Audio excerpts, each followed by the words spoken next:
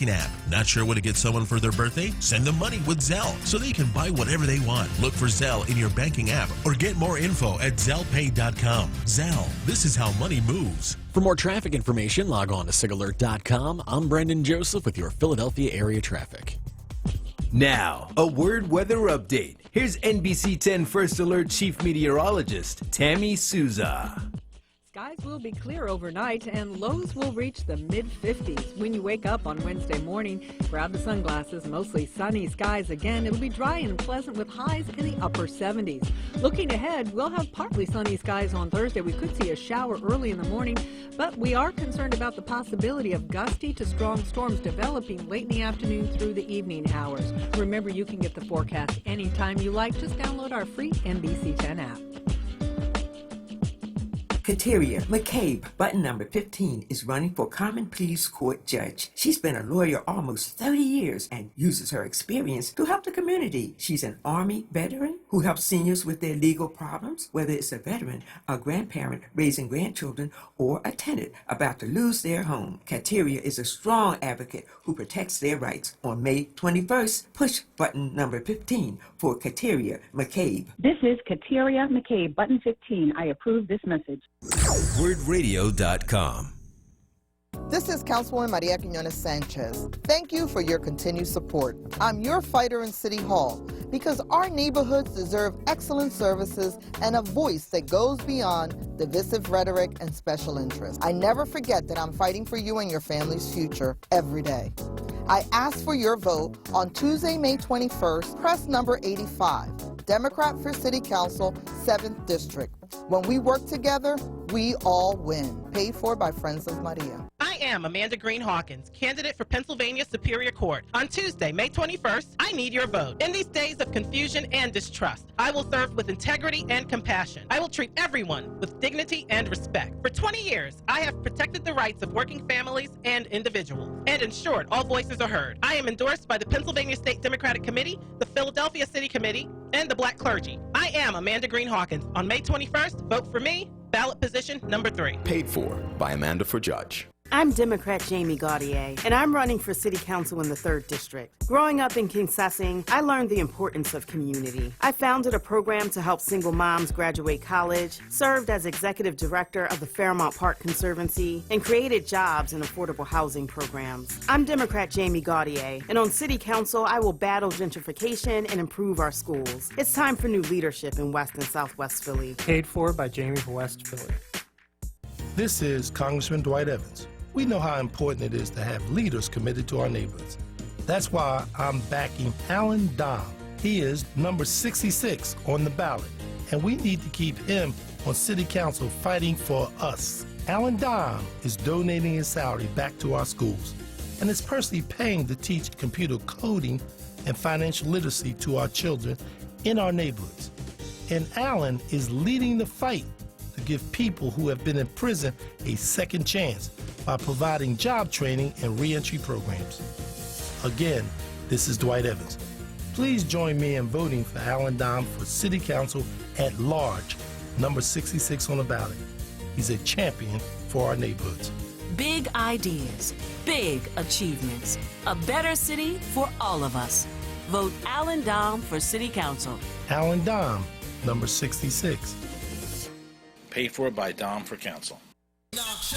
Reality Check with Charles Ellison right now on Word Radio and WordRadio.com.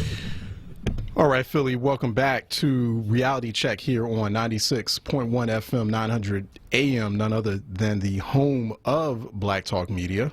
And you also are streaming us live on WordRadio.com, also by Word app as well, if you're listening to us outside of the greater Philadelphia area.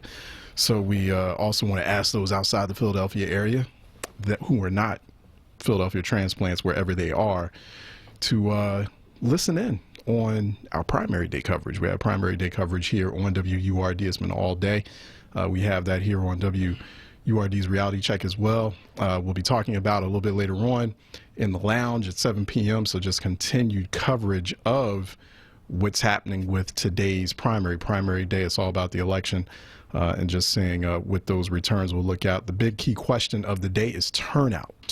What is turnout going to look like here in Philadelphia today? A great place to go to, and I know it's one place that we'll be looking at throughout the afternoon and the early evening before the polls close at 6 p.m. I'm sorry, at 8 p.m. And that's 66wards.com. Jonathan Tannen, 66wards.com is tracking Philadelphia voter turnout in real time right now, and it's just based on estimates. At the moment, he's estimating that about 104,000 people have voted across the city. So far, we have about 104,000 ballots have been cast, and that's just based on an estimate from 66wards.com from Jonathan Tannen, our friend over there. So we'll be keeping a close eye on that until the polls close at 8 p.m. We'll obviously have a better picture around like 9-10 p.m. As to all ballots cast or what turnout looked like. We'll probably have an even more clearer picture tomorrow, and we'll talk more about that during Reality Check Wednesday, during the Wednesday edition of Reality Check. I'm sure other folks here on WRD will be talking about that and discussing that. Well, so that's that big question mark. What will turnout look like? Because conventional wisdom is that the landscape doesn't look all that competitive today, primary day. It's probably going to be somewhat of a fairly status quo election. We don't know. We shall see. But a lot of folks out there also hoping for this to become some sort of dress rehearsal on turnout before the 2020 elections. Joining me now for Pressing Matters Local to talk about what it looks like right now out there in the field is Vince Thompson. He's news director for WURD, also host, executive producer of City Council Live, which you hear every Thursday on WURD around 10 a.m. or so. And Vince Thompson, of course, he's the man on the street, keeps his ear to the ground as far as political trends and shifts locally. And he joins us by phone. Vince, how are you doing, sir? I'm doing well, Charles. Doing fantastic. I want to thank the folks at the Committee of 70 in Center City. They're allowing me to use their office space today to do this telephone. Nice. I'm seeing real tracking time as we speak, and so far the phones here at Committee of 70 is super quiet. So that might be an indication of what's happening with the election today. Super quiet. What have you been? I know you've been there at the Committee of 70 office, but I'm sure you have been kind of scanning different locations when you can, when you have time. I know it's been a very busy day for you, and so what's the energy feel like? We're still expecting a low turnout election? Well, I think what you've heard on our various shows, you know, I did a special show from 10 to 11 a.m., and Alan Bukovitz said on our show that he thinks whoever gets 90,000 votes in the mayor's race will probably win the mayor's race, right? If that's the case, then that's a lower number than Jim Kenney won the mayor's race in 2015, which was around 115,000, 116,000.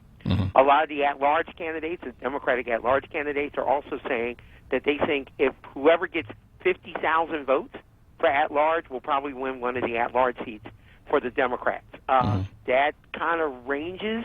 That's about the same range it was for 2015 when the lowest candidate got 47,000 votes and the highest candidate, who was Derek Green, got like 68,000 votes. So if Jonathan Tannen's tracker is correct, we're probably going to have about the same number of people who voted in 2015, which is about 230,000. We might have a little bit lower. The one thing about those trackers, as you know, 2,000. Snapshot in time. So if somebody calls you and says, I was number 30 at the polls at this time, you know, that number might go up and down depending on what it is. Sometimes folks in the hood, they're not calling Jonathan Tracker. No. You know, they're not calling this. So somebody in North Philly isn't picking up the phone and saying, hey, Jonathan, I'm in North Philly. This is my poll number. So that's kind of a snapshot in time. The number might be a little higher than Jonathan's number, so we'll know tonight. But if everything, even with a sunny day, the numbers are still going to be about the same probably when we're done tonight. Yeah, so you do make a good point there, Vince. It may fluctuate because about maybe 15 minutes ago he was estimating that it would be around 120,000 voters. Now it's at 105,000. A little bit over 105,000 people have voted across the city, and that's an estimate. That's not actual numbers. You know, we definitely want to put more information, to your point about making sure that folks in low turnout North Philly, because I am looking at sort of the estimates right now, estimated votes from different parts of the city, and you see high voter turnout in places like Center City, and also, you go out to Chestnut Hill, Mount Airy, those Probably places, even northeast, northwest, northeast, definitely high. But deep North Philly, it's just it's a very low turnout. So we want to get that. One, we want to encourage people, if you haven't already, particularly if you're in North Philly, to upper North Philly, please get out and vote. And two, participate in experiments or projects like 66wards.com. We want to let people know about places or projects like that that they can participate in and show that they too are a part of the city. You not voting, I was just talking to the audience here, and I know you probably will second this, Vince, but folks out there who happen to be in the listening audience and have not voted or feel like their vote doesn't matter, that very irrelevant, irresponsible conversation. I'm just going to double down on it. It's a hill I'm going to die on. It is a very irrelevant, irresponsible conversation to say our vote doesn't matter, but it's like if you want to exist in the city, you have to vote. This is the most basic thing you can do to show or to prove your existence, that you are truly a resident of Philadelphia and you want something done. It's that first very basic step to take. I'm sorry, go ahead, Vince. No, I agree with you. And on low turnout elections like this, your vote even has more of a weight. And I'll tell you a good example. You have city council at large on the Democratic side. There are 28 candidates running in that race. Right. Only 5 people get to go to the November election. So your vote, listeners out there, for any one of the candidates can have a huge impact in whether somebody's number 5, just a few steps away from being number 6. So you have a lot. You don't have to vote for up to 5 people. You could vote for 3, which would make your vote even more palatable. So I urge everyone to go out and vote. That's right. Election. One thing I did want to mention, and we want to give this to listeners, on the ballot, you will see the name of Willie Singletary, one of the candidates that was running in the city council at large. He was removed by a court order back in March, but by the time he was removed by the court, it was too late for the city commissioners to put a sticker over his name. So you will still be able to vote for Willie Singletary today, but his votes will not be counted. So I just wanted to let listeners know, if you see Willie Singletary on the ballot, his lever hasn't been locked, but if you vote for him, his votes and your vote will not be counted. So I just want to caution folks that there's some of these little hiccups on the ballot, and that's one of them. A lot of nose holding in this election. Is that also one of the vibes that we're gathering or capturing, Vince? I mean, people just holding their nose? No, I think the vibe that we're gathering is it's a long ballot, right? The city council at-large races are toward the lower part of the ballot, so people are really going to have to look, right? Because there's mayor, and then there's the council at large, and you're really going to have to find the person that you want. And also, this year there is a lot of ticket splitting as far as the literature that you're getting handed out at the poll from the Democratic Party, from individual council people, from political action groups. So you're going to see a whole bunch of things. So this is one of those elections here in this town where 1 hour you might see a ballot that says vote for these 5. And then you go to another ward, you'll have a completely different 5. I've seen, I'll give you a good example. There is a ballot that was in Curtis Jones's district for at-large, and this was supported by the Friends of Curtis Jones, where it tells you to vote for Jim Kenney for mayor, obviously Curtis Jones for city council at large, but it only has one incumbent for at-large, Derek Green. So here is Curtis Jones, who in his own ballot is saying, don't support Helen Gim and don't support Alan Dom. And these are people that are in council with him already. What he's urging people to do is support Sandra Dungy Glenn, Isaiah Thomas, who's been endorsed by the party, Catherine Gilmore Richardson, who's been endorsed by the party, and Erin Santamore, a white woman. Not saying that you can't endorse whomever you want, but that's the kind of crazy ticket splitting and the kind of literature people are going to get all day. This isn't including literature you're going to get from unions and other things like that. So, I don't really know how this is going to end up for council at large. I think, this is just my gut here in the street, it wouldn't surprise me if one of the current incumbents loses re-election. That would not surprise me at all. I just don't think that the three incumbents are front runners to get reelected in the primary, right? And that's Derek Green, Helen Gim, and Alan Dom. But I would not be surprised from the stuff that I'm hearing on the ground if one of those at-large members doesn't make the cut. What about that conversation, Vince, that's been taking place as far as the role of money, of contributions in this particular election cycle? And, for example, you have a former New York mayor being able to dump $1 million into the Philadelphia mayor's race. So people giving that something of a side eye, being, finding that rather peculiar, and that's over a battle concerning soda taxes. But people feel that there's much more there, or there's the battle, the rhetorical battle, especially open volleys in that Council District 3 race. Janie Blackwell attempting to defend her seat from Jamie Gauthier, but there's just been a lot of back and forth about where they're getting their funding from, and a lot of misinformation over exactly who is Philadelphia 3.0. So how big has that conversation been? Well, money, I think, plays a critical role in politics, right? I mean, let's look at it this way. If you have a couple of political action committees that are independent of your campaign, but they support your campaign and can put money in for commercials and radio ads, you as a candidate don't have to spend your money on radio ads and television ads. Jim Kenney, for an example, has had a couple of political action committees that are supporting him. They're independent political committees, one of which is what Mayor Bloomberg did, where he just dumped $1 million into a PAC, which is completely legal. It's not illegal in any way, no, it's not. Form. Not at all. So, but that means that the candidate, and in this case Jim Kenney, who has $700,000, he can spend that for anything. On the street, paying poll workers, paying people to get out to vote for him. So that gives him a huge advantage over Tony Williams and Alan Bukovitz, who maybe raised 45, 50, 100, 200,000 this whole campaign. And I'm going to say this to you, ladies and gentlemen. If Tony Williams and Alan Bukovitz could have had a PAC that would have given them $1 million, they would have taken it. Oh, of course. They would have, right. Yeah, So, yeah. I mean, that's just how it works. It would be like, oh, somebody's the evil boogeyman. They would have taken it too. And also, the soda industry has spent money on television commercials, radio commercials, to get members of council off of council so that they can overturn the soda tax. I know that, they've also been urging people to vote for anybody but Mayor Kenney as mayor with the hope of overturning the soda tax. And I'm going to say this.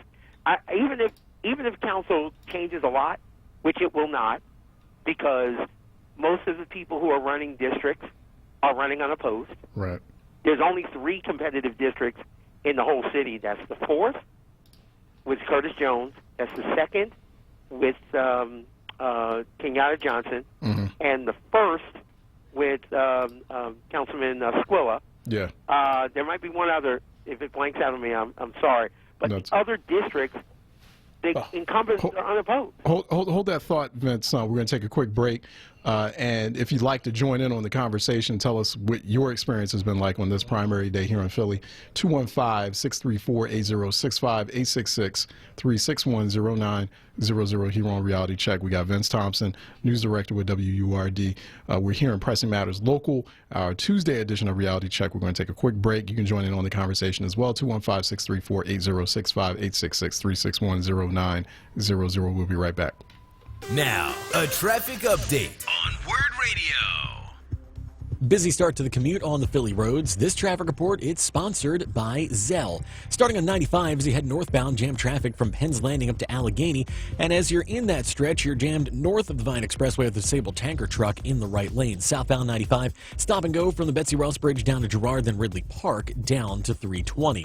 On the Vine Expressway, you're jammed eastbound 76 to 95, westbound 8th Street back to the Schuylkill Expressway. Schuylkill eastbound, it's stop and go as you get on at 202 down to Belmont, then Montgomery to South Street. Westbound Schuylkill jamming around South Street up to the Vine Expressway, then again from Montgomery out to Belmont. On the Boulevard northbound, slow traffic, the Schuylkill Expressway up to Broad Street, and the Blue Route northbound is getting heavy from 95 to north of McDade. Walt Whitman Bridge eastbound, heavy into Jersey. That's because 42 southbound jams from the Walt Whitman Bridge down to 295. 295 southbound jamming from 73 down to 168 with a crash in the left lane, and 676 southbound jams Morgan Boulevard to 42. Zelle is an easy way to send money to friends and family right from your banking app. Not sure what to get someone for their birthday? Send them money with Zelle so they can buy whatever they want. Look for Zelle in your banking app or get more info at ZellePay.com. Zelle, this is how money moves. For more traffic information, log on to SigAlert.com. I'm Brendan Joseph with your Philadelphia area traffic. Now, a word weather update. Here's NBC 10 First Alert Chief Meteorologist Tammy Souza. Skies will be clear overnight and lows will reach the mid-50s. When you wake up on Wednesday morning, grab the sunglasses. Mostly sunny skies again. It'll be dry and pleasant with highs in the upper 70s. Looking ahead, we'll have partly sunny skies on Thursday. We could see a shower early in the morning, but we are concerned about the possibility of gusty to strong storms developing late in the afternoon through the evening hours. Remember, you can get the forecast anytime you like. Just download our free NBC 10 app.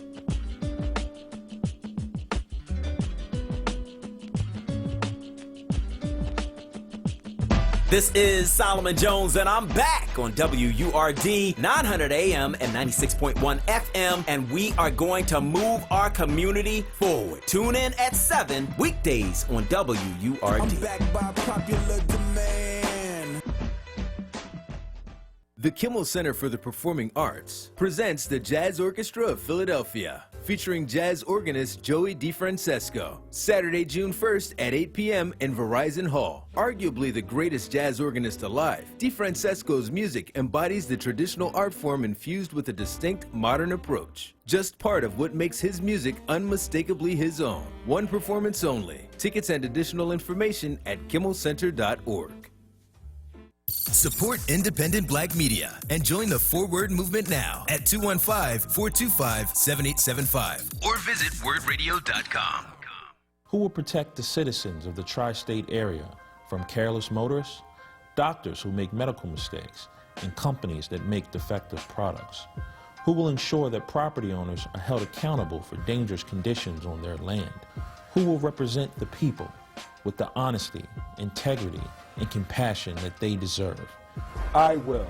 I'm Sam Anion, your advocate, your lawyer, but most importantly, I'm your friend. For more information, call 215-935-6901. That's 215-935-6901. Call now. On Tuesday, May 21st, vote for Carmela Jaquinto for judge. Push button number 24 for Carmela Jaquinto. Number 24 is easy to remember. That is how many hours a day Carmela Jaquinto will fight for you to ensure justice for our community and all Philadelphians. Carmela Jaquinto has more than 18 years practicing law. She has been recommended by the Philadelphia Bar Association and endorsed by the black clergy of Philadelphia and vicinity. Carmela Jaquinto has been endorsed by the Democratic City Committee, the hardworking men and women of the AFL-CIO, and the Philadelphia Building Trades. She has spent her legal career ensuring the rights of our children caught in a legal system that too often ignores them. Now Carmela Jaquinto needs our support. This Tuesday, May 21st, push button 24. That's Carmela Jaquinto, number 24 for judge.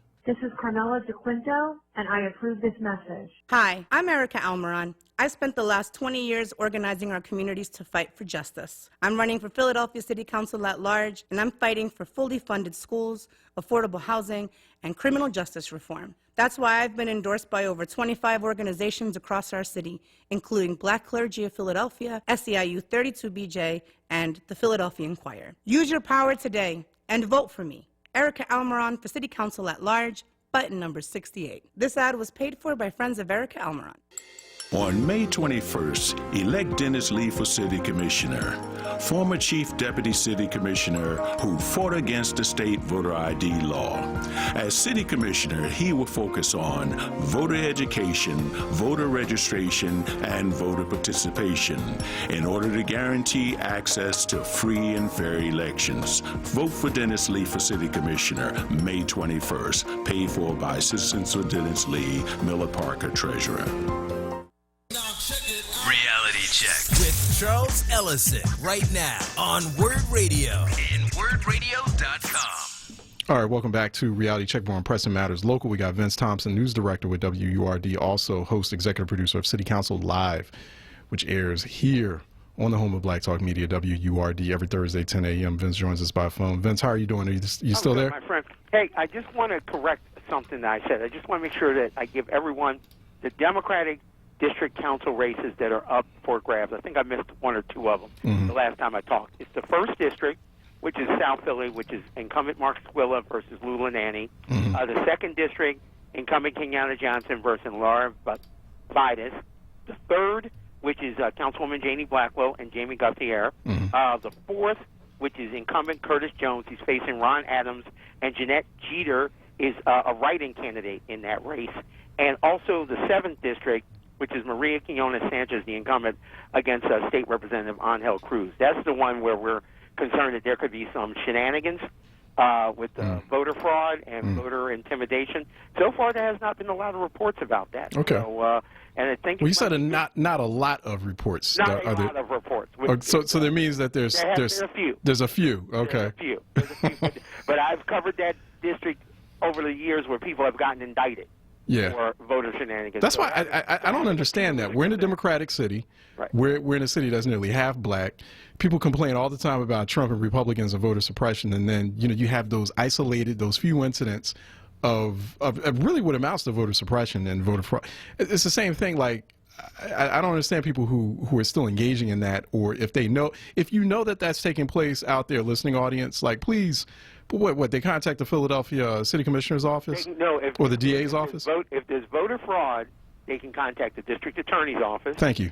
And also, in that 7th district, I know for a fact that folks from the Pennsylvania Attorney General's office is also monitoring that because of its history. Thank you. But you can shut it down. We need to shut that down. You can definitely call the city commissioners. I'm sorry, you can definitely call the district attorney's office if you see any sort of voter fraud. Yeah, because I'd like to shut that down, even though it may just be literally just a few people. It's just a few isolated incidents. But you'll have state Republicans just latch on to just any small just hint of voter fraud or voter suppression in a democratic city like this and make it seem like Democrats are the ones who are engaging in that type of suppressive behavior. It's just embarrassing when people, the few people who do it or engage in that type of activity or behavior. So it's like, yeah, if you see it or you know someone who does it, snitch on them. Like, seriously, snitch on them. Like, call the DA's office. Just shut it down. Shut it down. Because we should, especially as if Philadelphia is a democratic city and it's a black city, there should be 0% voter fraud or voter suppression of any sort of voter intimidation of any sort happening in this city. And you should be ashamed of yourself out there if you're doing it or you're engaging in it or you know about it and you're not saying anything about it. I'm sorry, Vince. So I'm just kind of. No, that's okay. Yeah. No, I mean, the one thing that most people would say is that in most cities across the country, there's not an issue of voter fraud. There's an issue of voter not coming out to vote. Right. You know what I mean? So if people were as fraudulent as people like to think they are, most elections, 99.9% of elections go peacefully. You know, they might have an occasional hiccup, like the voting machine doesn't happen, or I had an issue, but it's not massive voter fraud. So it's not like Philadelphia has massive voter fraud. Good. But you're right, those hiccups then suppress it for everybody else. And most election officials would say they don't have voter fraud, they have voter suppression where people just don't come out and vote. So maybe voter depression would be a better way of saying it. Not voter suppression, it's voter suppression. Right. No, thanks so much, Vince. Yeah, I appreciate you just clarifying and sort of clearing that up. Vince, also, what does this election, this particular primary, in a way, it's kind of an election, right? Because a lot of what's happening today is the election. Because city, whoever wins here, it's done. Yeah, these are presumed future incumbents. But is there anything about this particular primary that gives us clues into what 2020 could look like, what the city's political landscape and demographic landscape could look like in the future, what the next local or citywide election or primary in the next several years could look like? Any clues, based on some of the candidates that are running that are challenging current incumbents, and also the types of voters that are turning out? Well, I think what you're seeing in Philadelphia is a change, and it's happened over the last couple of elections, where younger candidates are running for elections, so more millennials are running this year than ever before. We've had more Latinos run for at-large this year than ever before. And also, with this number of 28, that's the largest number of people running for Democratic at-large on the city council side since 1979, since Frank Rizzo. So I think you're starting to see a lot more people running, a different face of council changing. Just a couple of years ago, Derek Green was new, Helen Gim was new, right? Alan Dom was new. So you see that in the at-large races a lot more than you see in the district races. Like, for a good example, in the district races, Darrell Clark is unopposed. Bobby Heenan is unopposed despite being under indictment. Cindy Bass is unopposed. Sherelle Parker is unopposed. And in the Democratic primary for the 10th, Judy Moore is going to face Republican Brian O'Neill in November. Now, that could be an interesting race because, Brian O'Neill's the only Republican district council member. But, we could have a situation where the 10th might suddenly change to Democrat. And if that becomes the case, we could have an all-Democratic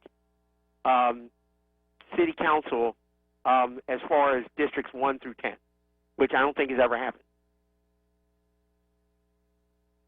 Hello? Hey, what's up, Vince? We're actually getting ready to head into the next break. 5 o'clock, we're going to bring on Michaela Winberg with Billy Penn. She's going to talk about how the landscape looks. We've been talking with Vince Thompson here on Pressing Matters Local. Our news director for WURD is out there. What's your next step? Real quick, Vince, where else are you headed? You're just pretty much camping out at Committee of 7? No. I will not. I will not be here all the time. So right. I tell people all the time, I don't want you to stop listening to WURD. Please listen to URD all night. But from 5 to 6 p.m., I will be doing a Facebook Live with the folks here at Committee of 70. So if you go to Committee of 70's website, their Facebook page, you'll be able to see me from 5 to 6. Then I'll be covering election night at Kenny Campaign Headquarters for WURD, and I'll be making calls back between 7 and 10 during your show.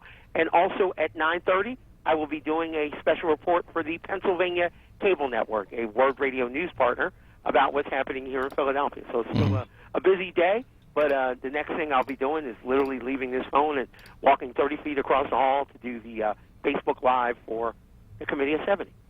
All right. Vince Thompson, go to @MediaMan.com if you want to get some other updates on what's happening out there in the primary day landscape, see what's happening in Philly. Also go to @onWURD, #WordOnPolitics for more information on candidates and also ballot questions as well. Vince, we didn't get a chance to talk about ballot questions. I'm sure I'll ask Michaela about that as well, and some of our guests who are coming on later this evening. But thanks so much, Vince. Good work, and I'm sure we'll be talking to you again. Thank you, sir. And there's a good likelihood that all 4 of the ballot questions are going to pass. Yeah, they'll pass. Yeah, I'm pretty certain of that too. Hey, thanks, thanks again, Vince. @MediaMan.com as well. Thank you, man. All right, let's take a quick break. Michaela Winberg from the magazine. Yes, Michaela Winberg. Yeah, she's on at 5 p.m. Yeah, with Billy Penn magazine, BillyPenn.com. She's going to come up next and talk about what's happening here with this citywide election. And then Mustafa Rashid with Bellevue Strategies. We're having a local strategist segment with Mustafa Rashid. That's going to be coming up a little bit later on in the 5 o'clock hour as well. And Roxanne Shapelavi, executive editor with the Citizen, the Philadelphia Citizen, for our Citizen segment. We're going to talk more about what's happening on the here within the local primary day battleground or city-wide scape as well. So just stay tuned in here on Reality Check for our special primary day coverage here on the home of Black Talk Media, WURD 96.1 FM, 900 AM, wordradio.com, Word app. We'll be right back. Listen to Word Radio on the go with the Word Radio app. Search for WURD in your favorite app store today and take us with you wherever you go. Stay connected to Word Radio, independent Black media. This Tuesday, there's a critical issue on the ballot. It's one that is about improving the quality of life in our neighborhoods, reducing traffic fatalities, and addressing crime in a more efficient way. Ballot question 4 asks voters to approve a comprehensive plan to create a class of civilian officers who will assist our Philadelphia police with traffic control. We need traffic control, parking, and other quality of life issues. These public safety enforcement officers can make a significant impact in congested areas and on neighborhood streets that need heavier enforcement, such as those near our schools. This is being proposed, this amendment, because while our Philadelphia police officers work hard, they can't be everywhere at once. Let's help them focus on the important work of crime prevention and allow these trained public safety enforcement officers to assist them working together. They can help make Philly a safer place for our families. This Tuesday, vote yes on ballot question 4. Vote yes on public safety enforcement officers. Anthony Kyriakakis is the fair voice we need on the Philadelphia Court of Common Pleas. As a defense attorney, Anthony volunteered for President Obama's Clemency Project. He has fought to end racial inequities in our justice system. Now, Anthony is running for judge. He's endorsed by the Democratic Party and received the Philadelphia Bar Association's highest rating. On May 21st, push button number 19 to vote for Democrat Anthony Kyriakakis. Paid for by Anthony Kyriakakis for judge. This is Anthony Kyriakakis, and I approve this message. I'm Democrat Jamie Gaudier, and I'm running for City Council in the 3rd District. Growing up in Kingsessing, I learned the importance of community. I founded a program to help single moms graduate college, served as executive director of the Fairmount Park Conservancy, and created jobs in affordable housing programs. I'm Democrat Jamie Gaudier, and on City Council, I will battle gentrification and improve our schools. It's time for new leadership in West and Southwest Philly. Paid for by Jamie for West Philly. Hello, Philadelphia. This is Omar Sabir, and I'm asking you to vote on Tuesday, May 21st. People died for our right to vote. If you want better schools, if you want reduced crime, if you want an overall better quality of life, then vote. Your vote counts. Push 35 and it'll make you feel alive. Omar Sabir for City Commissioner on Tuesday, May 21st. Paid for by Citizens for Omar Sabir. Philadelphia, this is Roland Martin, and I'm partnering with the Education Media Group, the 74, to host the Is School Choice the Black Choice Town Hall event on May 29, 2019 from 6 p.m. to 8 p.m. at Mastery Charter School's Shoemaker campus. Our goal is simple: to convene local stakeholders and help stimulate more genuine fact-based conversations about the tough education issues impacting black folks in Philadelphia. We will also hear from local and national education leaders as we debunk myths about school choice and empower participants with the resources to choose the best options for you. This event is free of charge and child care will be provided. We'll also have a partner networking fair 30 minutes before and after the event where you can learn more about additional engagement opportunities with the various organizations that will be represented. Log on to Eventbrite and search for Is School Choice the Black Choice to register for this event. We look forward to seeing you there.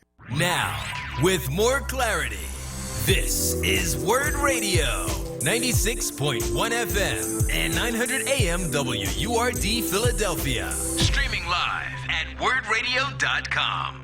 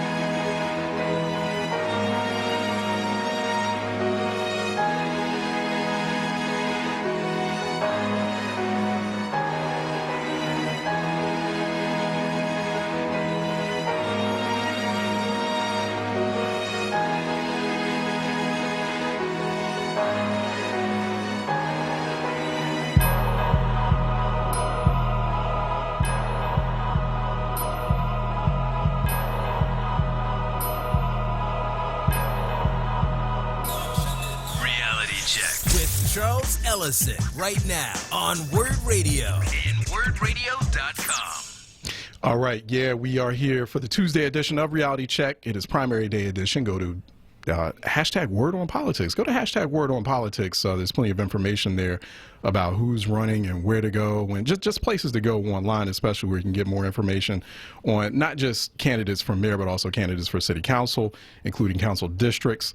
There are about 10 of them, about 10 council districts, and then obviously you have those council person or council people at large seats as well. So you want to check those races out. Go to hashtag Word on Politics. A bunch of stuff that was posted there earlier in the day. Also, you have candidates for judge, Court of Common Pleas, municipal court judges, as well as ballot questions too. Or you can go to BillyPenn.com. Go to BillyPenn.com. BillyPenn.com had what I thought was just the best guide of the 2019 citywide election cycle. It's the procrastinator's guide to the May 2019 primary election in Philly. In fact, we have one of the Billy Penn writers who pulled that procrastinator's guide together. I love this. I just love the way they laid this out. And really, if you have not voted yet and you haven't gone to BillyPenn.com, you should go to BillyPenn.com. The motivation behind pulling this piece together. Sure. Well, the Procrastinator's Guide has become sort of a tradition at Billy Penn. We've done it for years. You know, we've been around. Billy Penn as an outlet has been around since 2014, 2015, right. And we've basically been doing that the whole time for every election. It's become sort of a staple in our coverage. And I think it's called the Procrastinator's Guide just because isn't that how voting almost always goes for just regular people? You know what I mean? Like, who really can pay attention to every single race, especially, I mean, think about this race. We've got more than 30 people running just for council at large alone. That's too many for a regular person to keep track, you know, on a day-to-day basis. So we put together this guide that's sort of meant to be just a synthesis of all this big information that you can, you know, read the day before the election if you need to, or you can bring it up on your phone and take it with you into the voting booth if you need to. You know what I mean? Just exactly. A really simple synthesis so that people who don't know a ton about politics can learn about it in time to make an informed decision. You know, and I like it because, okay, the maxim is that all politics is local, but not everyone's a political insider, right? And so it makes the political process a lot more accessible. One of those election cycles that citizens, residents pay even less attention to are those local elections, those citywide elections. They're not as sexy and sensationalistic as a presidential election. So I like how you put this procrastinator's guide together and make it much more accessible. Speaking of which, in terms of just accessibility and people paying attention to elections or awareness, I'm sure you've been sort of keeping your ear to the ground and keeping an eye on what's happening there in polling land and at the various precincts, or getting a sense, gauging what voter turnout is like. What's it looking like to you right now today? Good question. Yeah, I mean, it's still early, right? So you and I were talking, it's about 5 p.m., so we are just touching that after work rush. Some people haven't even gotten off work yet. So it's hard to estimate so far because we've got so much crucial time left. It's not just time, it's time that really matters. So, but we've got there's this real-time voter turnout tracker that's usually pretty reliable. It's called 66 Wards. It's we were talking about them earlier. Yeah, okay. So they're usually pretty reliable. Like, they're in the ballpark pretty much. And they estimate that we have seen roughly a little more than 120,000 voters so far. So for some context, if we compare that to 2017's turnout, we had 160,000-ish voters in total. That was a little low that year because mayor and city council weren't up for re-election, and those are usually the popular races. So in 2015, turnout was closer to 250,000. So to recap, we today have like 120,000 so far before that after work rush. So are we going to make it to 2015's, numbers, 250,000? Not sure yet. Not sure if we'll hit that, if we'll beat it. You never know what can happen between 5 and 8 p.m. because that's when people get off work. But it's not super high. We're not seeing great turnout. Yeah, you had 2017 turnout, at least according to 66wards.com, and we're there right now as well. It's close to about 165,000 people. So if we're looking at turnout right now, or at least where 66 wards estimates it to be, nearly 125,000, then, that's about 75% of the 2017 turnout. So we don't know. I mean, that's still kind of, and we're about 3 more hours to go before polls close citywide in Philly. And what about this, the publicizing or, looking at the awareness around this race? There have been some critiques of local media saying that the race wasn't as highly publicized, or not a lot of people, not a lot of residents, at least a lot of our smarter listeners of programs like Reality Check, who I definitely view or characterize as super voters, when they talk to their neighbors or their friends, people don't even know there's an election taking place. Has that been a conversation during this primary, during this election cycle, that maybe media didn't do enough to publicize what was getting ready to happen on May 21st? It's interesting. So I don't perceive that to be something that has happened. So from my vantage point, I think there are a handful of outlets that have been following these races really closely. Billy Penn, of course, has been in there. WHYY, The Inquirer, they've been really keeping their ear to the ground and running a lot of stories about these races. But I'm not surprised that people feel that way still, because there is a ton to keep straight this time. I think it makes sense if people still feel confused or they feel like they haven't heard enough. I mean, I said this already, there are more than 30 at-large candidates. That doesn't even include the district council candidates. That doesn't include the mayoral candidates, the judges, the city commissioners, and then the ballot questions. Like, there is really a ton to manage here. If you want to be an informed citizen and head to the polls, it's really overwhelming. I think I saw somewhere that the city commissioners had to reduce the font size on the voting machines because there were so many people with long names, and it just couldn't all fit in the font that was used last election. So regardless of how much the media is covering it, how much they're helping people out, there's still probably lingering confusion about what's on the ballot, who people want to support. It's overwhelming. It's interesting, like when I look at your procrastinator's guide and you lay out, or you outline the priorities of the top 3 mayoral candidates, Jim Kenney, who's the incumbent, the mayor, State Senator Anthony Williams, and also former city controller Alan Bukovitz, and there's a theme. There's pretty much 4 key priorities that they're all focused on. It's repealing the soda tax. Right? It's stopping the overdose prevention sites. Right, the drug sites that, or like in places like Kensington. The sanctuary city issue, and then there's obviously State Senator Anthony Williams is focused on, both Williams and Bukovitz focused on stop and frisk and abolishing that. What's interesting is that then you look at this Pew poll from a little bit under a month ago, where it was gauging or measuring issues that are important to Philadelphians, and the top concern was crime. Right. And so, and we've got this homicide crisis happening in the city. That's interesting. It seems like there's been more focus on stuff like soda tax and property taxes, also the overdose sites, than the fact that we have this really massive, this really serious public safety homicide crisis that's happening in the city. What explains that? Yeah, I mean, what explains that? It's kind of how politics works. It's how political money works. Yeah. You know what I mean? Like the unions that contribute lots of money to campaigns, they'll fund anti-soda tax campaigns, especially grocery stores in the area with lots of money. They're interested in repealing the soda tax. I think there's a lot of vested financial interest in that. So to put that on your platform, it can really help you out in getting donors. I mean, it's not like there hasn't been a discussion about crime or anti-violence. I think Alan Bukovitz and Anthony Williams have attacked Kenney and the fact that he, they say he hasn't done enough to reduce crime, to reduce violence in the city. Certainly among the council candidates, violence has been a conversation. I think, it's pretty typical in political races to see the big money issues kind of take priority sometimes, and I think the soda tax is a good example of that. Yeah, I think you're right there. It's it has been, you hear like a lot of ads, and you're seeing a lot of ads about the soda tax, or the sweetened beverage tax, and but you don't see or hear a whole lot of ads. There's not a whole lot of money going into concerns around the homicide crisis. Right, But definitely yeah, that conversation is taking place. If you go to those debates, if you're keyed in like a lot of those super voters out there, or concerned residents, then they're going to ask questions if they go to those forums.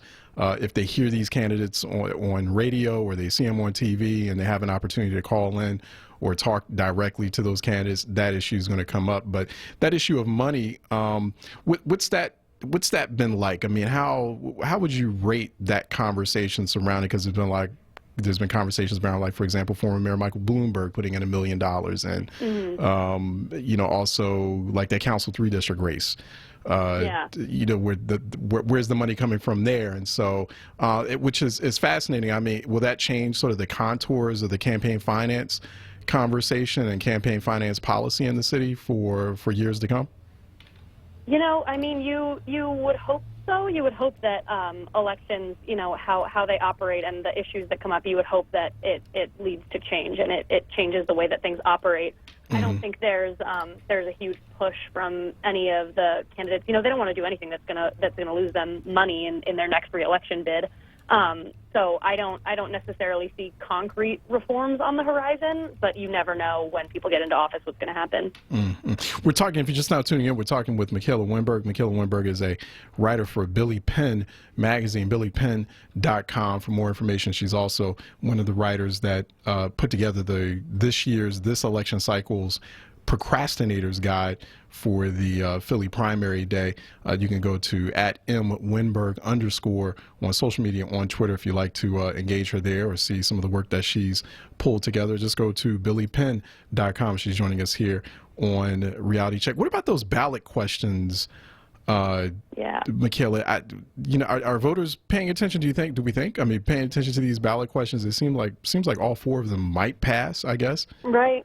Yeah, I mean, God, they're so confusing, right? I think that's one of the areas where something like a procrastinator's guide, like an explained synthesis, can really be helpful, because ballot questions, because they sort of conform to the format of the home rule charter, the city charter, they are phrased just so confusingly. Like, it's really hard for regular people to understand them. So, do I think people are paying attention? Yeah, of course. Do I think that if someone just walks into the voting booth and takes a look at these ballot questions, like, they probably will be really having a hard time decoding what they mean? So, I mean, there are four this time around. There's the question on gender-neutral language in city council. So instead of city council man or city council woman, we would refer to them all uniformly as council member. And that's to, you know, sort of try to reduce gender inequality, to make room for some people who are transgender or non-binary. There's the $15 minimum wage question. So to be clear, Philadelphia can't change the minimum wage, but this question is basically asking the state permission to either raise the minimum wage in the city or for them to raise it statewide. We've got the Office of Immigrant Affairs question. So that's whether the city will establish a permanent office to help immigrants in the city sort of adjust, provide programming and services for them. To be clear, we already have an Office of Immigrant Affairs, but it's the kind of an office where if a new mayor takes the role, they can disband it if they want to. So this ballot question specifically wants to make it permanent, so no mayor can ever get rid of the Office of Immigrant Affairs. And then that last one is traffic cops. And that seems to be one that people are struggling with the most of all, if you ask me, and that's because of the nature of the question. It really lacks a lot of important details. So if passed, this question would establish a fleet of traffic cops in the city of Philadelphia, but there are a lot of things that are not clear. The cost of these traffic cops, how many there would be, what their exact responsibilities would be. You know, with murkiness around that question, people are kind of having a hard time endorsing it or making a decision about it. That's not to say it won't pass. You know, you never know. Darrell Clark, Council President Clark, is the one who introduced that, and he's got power, so it could certainly pass. But I think people are confused, as usual.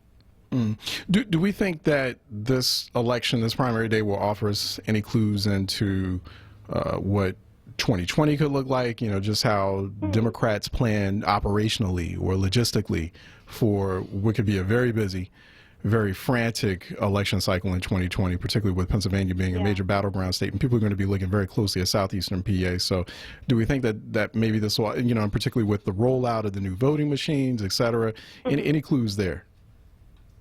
Yeah, that's a good question. I mean, in the primary, because that's what we're in right now, the primary election. So we've divided up, Democrats vote for Democrats, Republicans vote for Republicans, independents don't vote at all in this election. So I don't think it necessarily tells us, it's not like it's a referendum on Trump, we can't use this election to say, okay, this is how many Republicans are here, this is how many Democrats are here. What we can do is maybe it could show us how much people favor incumbents, longtime politically connected candidates. Like if all the council incumbents are elected, then that might show us that Philadelphia is interested in politically connected people like Joe Biden. That's a stretch. I can't say for sure that that's what that means, but if you're looking at sort of the type of candidates that are up there are these fresh-faced newcomers in district races and they're incumbents. So if it shows us what Philadelphia voters prefer, maybe it'll show us, similarly what they would prefer on a national level. That's interesting. That's an interesting take or perspective. That's something to think about right there to see how things turn out tonight here this primary day. We've been talking with Michaela Winberg, who's a writer for Billy Penn Magazine. Go to billypenn.com. She writes quite a bit about local policy issues and political issues happening in Philadelphia, in the city. Go to mwinberg_ on social media, on Twitter more specifically, or just billypenn.com. Michaela, we have to have you on more often. Really appreciate your time. Thank you. I'd love to be back. Excellent. All right. We'll have you back for sure. Take care. All right. Let's take a very quick break. And when we come back on the other side, we're supposed to be talking with Mustafa Rashid, right? Mustafa Rashid from Bellevue Strategies. We're going to have a local strategist segment, local strategist riff here on Reality Check, 96.1 FM, 900 AM, wordradio.com, Word app. Stay tuned. We'll be right back. Now, a traffic update on Word Radio.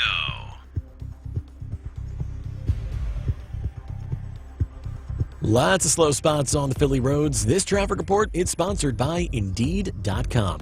Schuylkill Expressway eastbound jamming 202 to Belmont, then you're heavy from Girard to South Street. Westbound Schuylkill, stop and go from University to the Vine, again Montgomery to Belmont, then you're jamming Gladwin out to 476. On the Vine Expressway, it's jammed eastbound 76 over to 95, westbound from Broad Street back to the Schuylkill Expressway. 95 northbound, that is stop and go, Penn's Landing up to Bridge Street, south on 95 jamming Bridge Street down to Girard, again 420 to the Commodore Barry Bridge. On the boulevard, northbound, slow traffic from the Schuylkill Expressway to Broad Street, and it's heavy on the Blue Route 476 northbound from about 95 to north of McDade. Walt Whitman Bridge eastbound is heavy into Jersey. That's because 42 southbound jams from the Walt Whitman Bridge down to 295. Stop and go on 676 southbound Morgan Boulevard down to 42, and 295 southbound, that is jammed from 38 down to 42, where an earlier crash has cleared. Indeed, used by over 3 million businesses for hiring, where business owners and HR professionals can post job openings with screener questions, then sort, review, and communicate with candidates from an online dashboard. Learn more at Indeed.com/hire. For more traffic information, log on to SIGAlert.com. I'm Brendan Joseph with your Philadelphia area traffic. Now, a Word weather update. Here's NBC 10 First Alert Chief Meteorologist Tammy Souza. Skies will be clear overnight and lows will reach the mid-50s. When you wake up on Wednesday morning, grab the sunglasses. Mostly sunny skies again. It'll be dry and pleasant with highs in the upper 70s. Looking ahead, we'll have partly sunny skies on Thursday. We could see a shower early in the morning, but we are concerned about the possibility of gusty to strong storms developing late in the afternoon through the evening hours. Remember, you can get the forecast anytime you like. Just download our free NBC 10 app. Listen to Word Radio on the go with the Word Radio app. Search for WURD in your favorite app store today and take us with you wherever you go. Stay connected to Word Radio, independent Black media. This vignette is brought to you by Temple University. Temple's Pan-African Studies Community Education Program, or PASEP, was founded in 1975 by the late Annie D. Hyman, a Temple University graduate and North Philadelphia community activist who sought to bring the university to the community. For almost 40 years, PASEP volunteers from the community give back to others what was given to them in knowledge, skill, inspiration, and example. Community is no better exemplified than in the PASEP philosophy. Courses include how to own real estate, African American studies, academic enrichment, rites of passage for young young adults, economics, computer literacy, meditation, recovery, how to publish your own book, and workforce development skills. Classes are held at 1509 Cecil B. Moore Avenue in the Entertainment and Community Education Building on Temple's main campus. For more information or registration, please visit pascep@temple.edu or call 215-204-1993. This vignette has been brought to you by Temple University. This is Word Radio, independent black media. Walter E. Sabbath Jr. Funeral Service is introducing Cremations Are Us by Sabbath. That's S-A-B-B-A-T-H. Cremations Are Us by Sabbath is the result of their 26 years of experience with individuals and families who choose cremation. Sabbath knows that families who choose cremation have the same needs as those who choose burial. Sabbath's new component, Cremations Are Us by Sabbath, emphasizes the wide selection of services they've always offered. Visit their website, sabbathcare.com, for details or call 215-924-4101. On May 21st, elect Dennis Lee for City Commissioner, former Chief Deputy City Commissioner who fought against the state voter ID law. As City Commissioner, he will focus on voter education, voter registration, and voter participation in order to guarantee access to free and fair elections. Vote for Dennis Lee for City Commissioner, May 21st, paid for by Citizens for Dennis Lee, Miller Parker, Treasurer. I'm Democrat Jamie Gaudier, and I'm running for City Council in the 3rd District. Growing up in Kingsessing, I learned the importance of community. I founded a program to help single moms graduate college, served as executive director of the Fairmount Park Conservancy, and created jobs and affordable housing programs. I'm Democrat Jamie Gaudier, and on City Council, I will battle gentrification and improve our schools. It's time for new leadership in West and Southwest Philly. Paid for by Jamie for West Philly. I am Amanda Green Hawkins, candidate for Pennsylvania Superior Court. On Tuesday, May 21st, I need your vote. In these days of confusion and distrust, I will serve with integrity and compassion. I will treat everyone with dignity and respect. For 20 years, I have protected the rights of working families and individuals and ensured all voices are heard. I am endorsed by the Pennsylvania State Democratic Committee, the Philadelphia City Committee, and the Black Clergy. I am Amanda Green Hawkins. On May 21st, vote for me, ballot position number 3. Paid for by Amanda for Judge. Reality Check with Charles Ellison right now on Word Radio and WordRadio.com. All right, welcome back to Reality Check 96.1 FM 900 AM.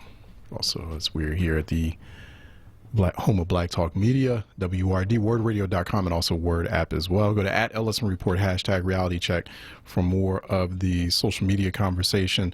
Also, when you get a chance, go to @Ellison Report, #Reality Check.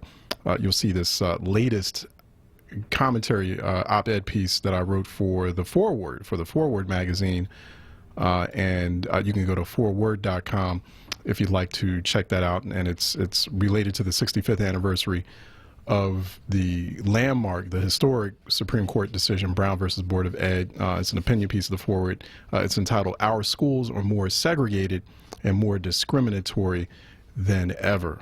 So schools, particularly public schools, seem more focused on incarcerating black students than educating them. So, and it's an assessment and an analysis of kind of the state of education right now, the state of K through 12 education. It's at forward.com.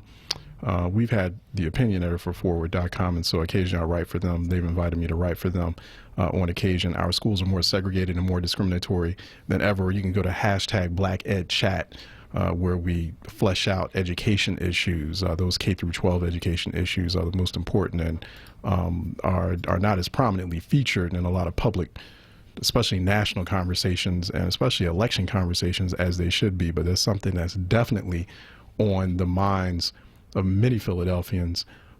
Education, one of those big issues. We're heading into our local strategist segment. We're still unpacking what's happening this Philly primary day.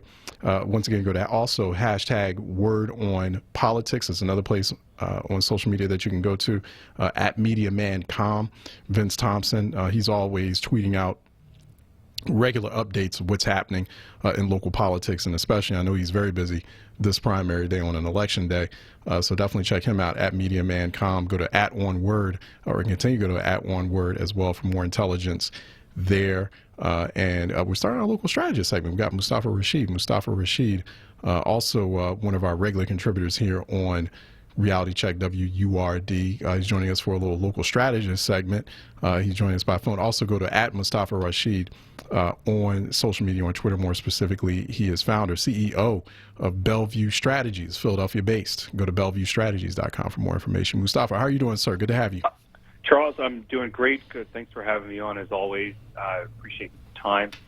You reminded me of a quick sidebar on what you were talking about, Brown versus the Board of Education. Sure. I'm going to send you a link to a podcast I listened to not too long ago that talked about sort of the decline of urban education ever since the unintended consequence of Brown versus Board education sort of made our schools more segregated as an unintended consequence.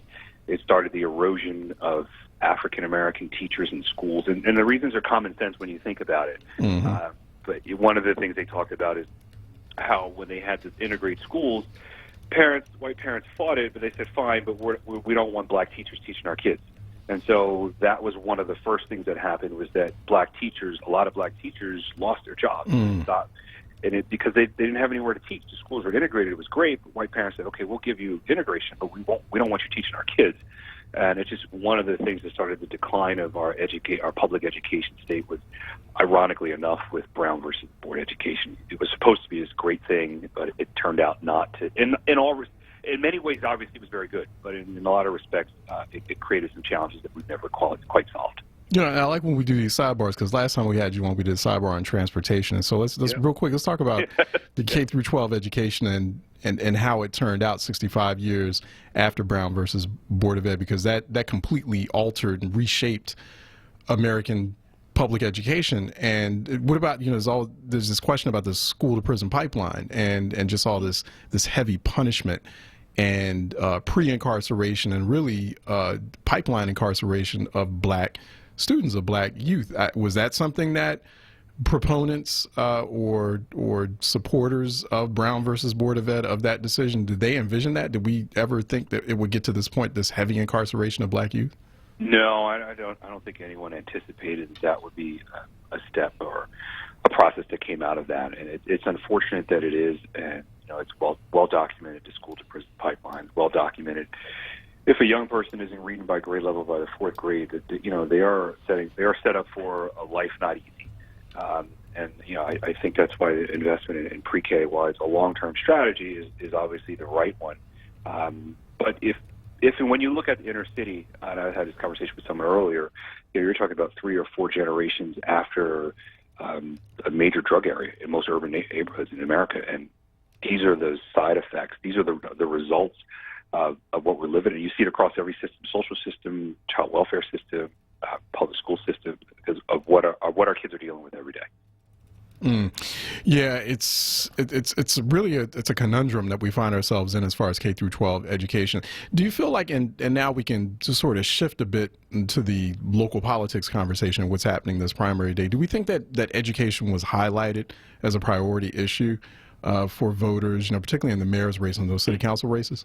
No, I don't. I think 4 years ago, during the municipal primaries, was unusual because it was a big conversation about education. It was a conversation about, shifted away from a conversation about education to a conversation about public versus charter schools. And I would always tell you that's the wrong conversation. The conversation is, do we have functional schools, period? No matter the governance structure. Is it a functional school? Is it a high-performing school? Period, end of story. Obviously, parents in the city have voted with their feet to put their kids in alternative schools, charter schools or other schools. And school choice has been around since forever. We just are choosing to call it something different. But the question is, do we have functional schools? And that was a conversation 4 years ago. I hardly heard it this time. I think it's just as important as it's always been, but this time there are a lot more social progressive issues about housing choice, affordable housing, criminal justice reform that were the discussion. It's tax abatement issues like that instead of education. What's interesting too is that you look at, for example, you look at the occasional Pew Charitable Trust poll that comes out during many of these local election cycles, and so the most recent Pew Charitable Trust poll of Philadelphia voters was just earlier this month, right at the top of May, and you look at the the prioritization of the education topic losing emphasis or losing awareness since 2015. In 2015, it was the top issue. It was the topic, yeah. During that 2015 election. The 32% of Philadelphians identified education schools as their top priority. Then it sort of, it's interesting. Then that actually, within a year, dropped down dramatically to 20%. Now it's 17% identifying that as a top issue, compared to crime, drugs, and public safety, 41%. So that's interesting. I mean, I guess what Philadelphians just felt like, okay, well, the current mayor, he handled it. He got the schools back. Is that what that is?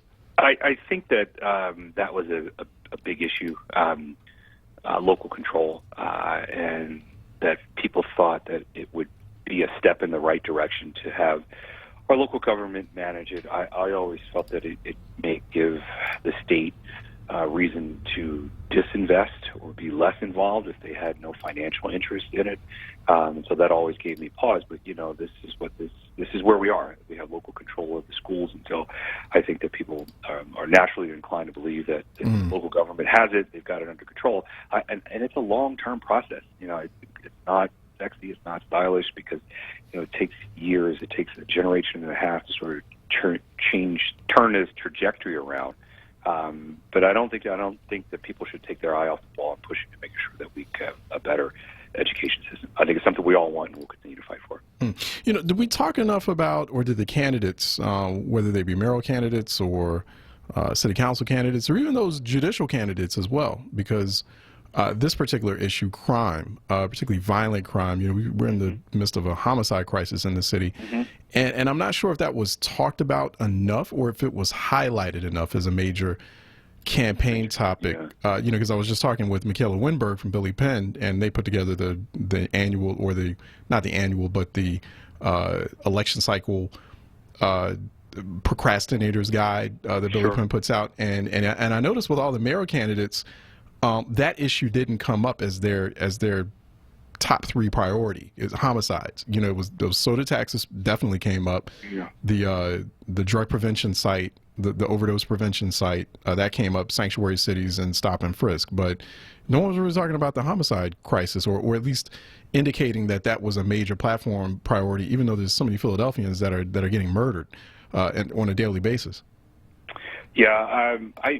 It's obviously a crisis, and attention needs to be focused on it. I would suggest and hope that people are taking a look at not the result, but what's causing it.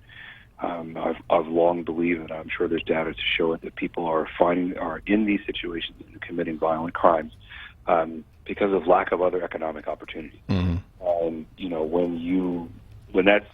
you're looking at that, that's what you've got. I think that people are taking chances that they shouldn't. People are involved in activities that they should be involved in.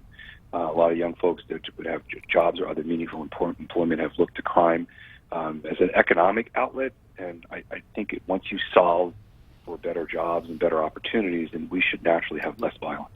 If you're just now tuning in, we're having our local strategist segments, our weekly strategist segment here on Reality Check. We're joined by Bellevue Strategies, Mustafa Rashid. Go to @Mustafa Rashid on social media, on Twitter more specifically, to see him there. The digital conversation and discourse is @Ellison Report, #Reality Check.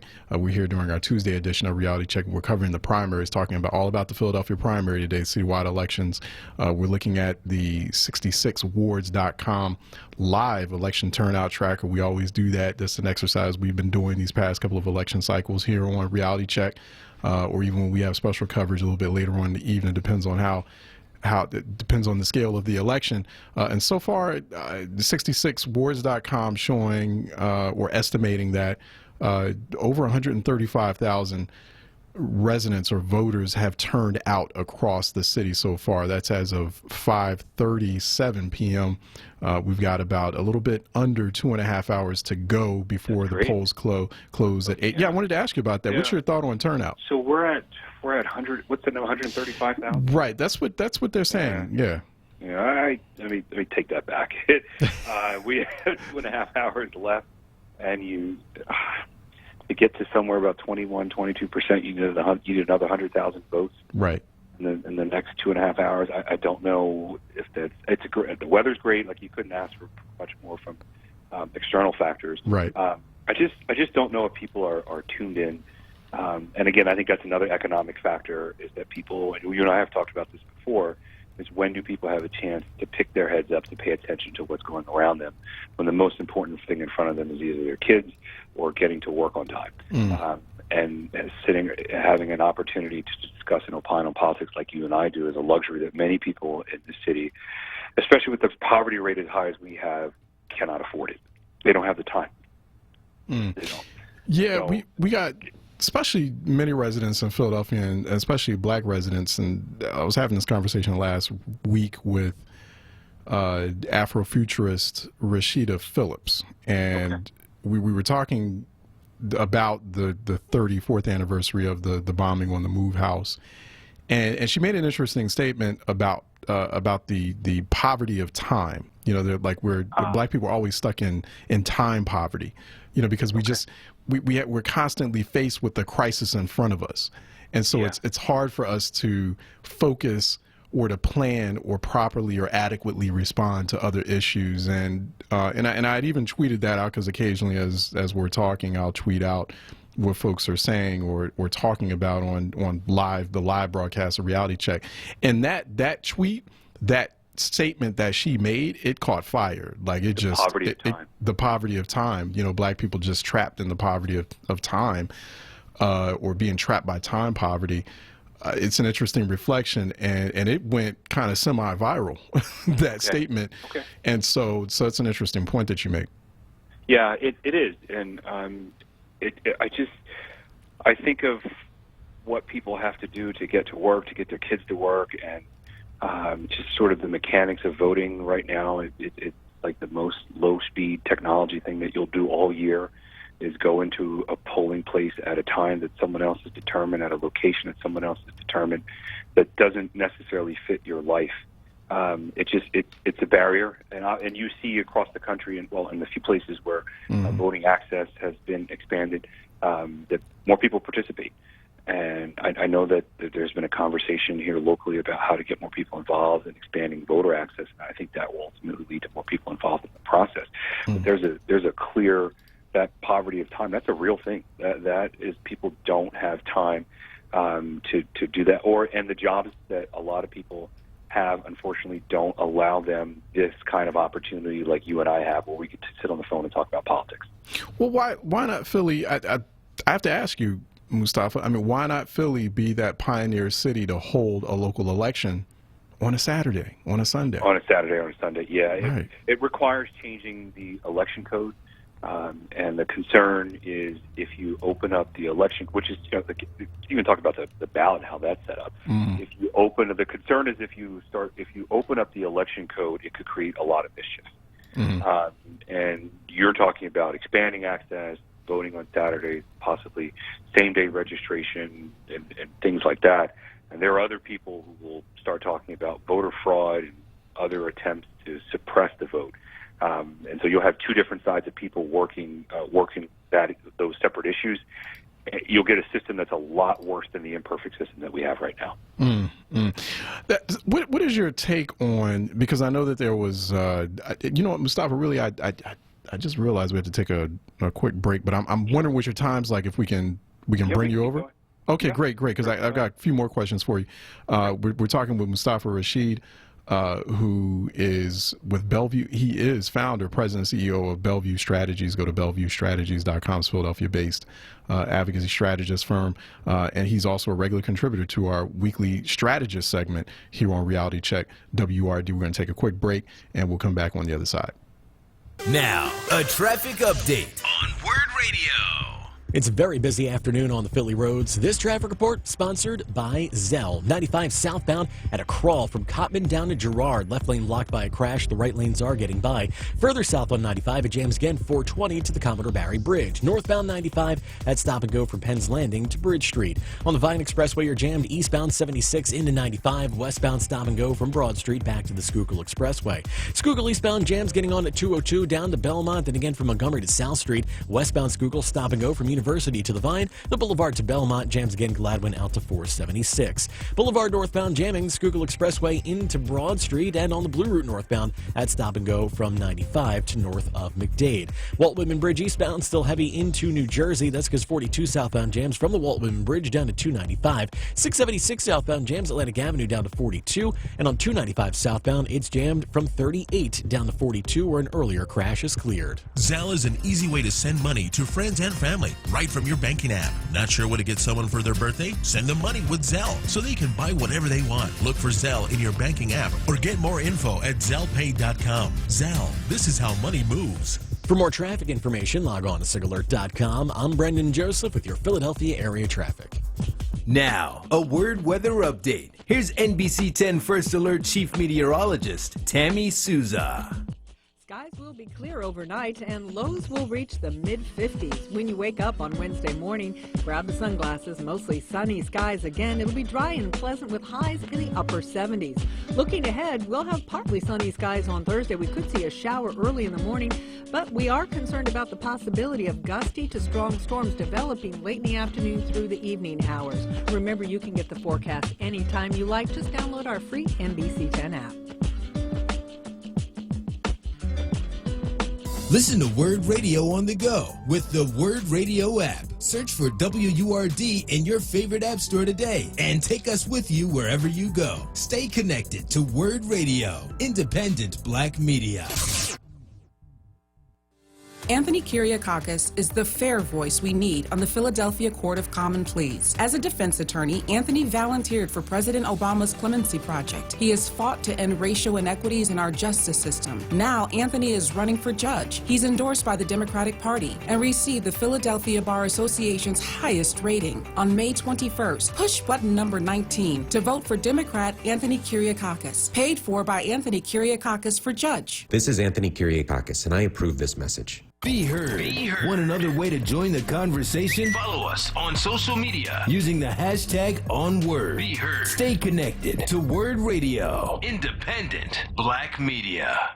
I'm Democrat Jamie Gaudier, and I'm running for City Council in the 3rd District. Growing up in Kingsessing, I learned the importance of community. I founded a program to help single moms graduate college, served as executive director of the Fairmount Park Conservancy, and created jobs and affordable housing programs. I'm Democrat Jamie Gaudier, and on City Council, I will battle gentrification and improve our schools. It's time for new leadership in West and Southwest Philly. Paid for by Jamie for West Philly.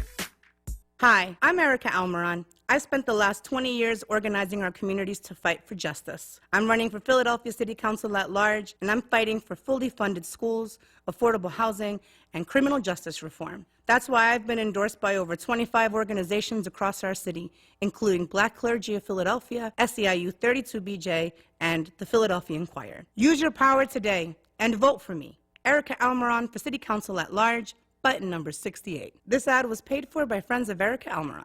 This is Councilwoman Maria Quiñones Sanchez. Thank you for your continued support. I'm your fighter in City Hall because our neighborhoods deserve excellent services and a voice that goes beyond divisive rhetoric and special interests. I never forget that I'm fighting for you and your family's future every day.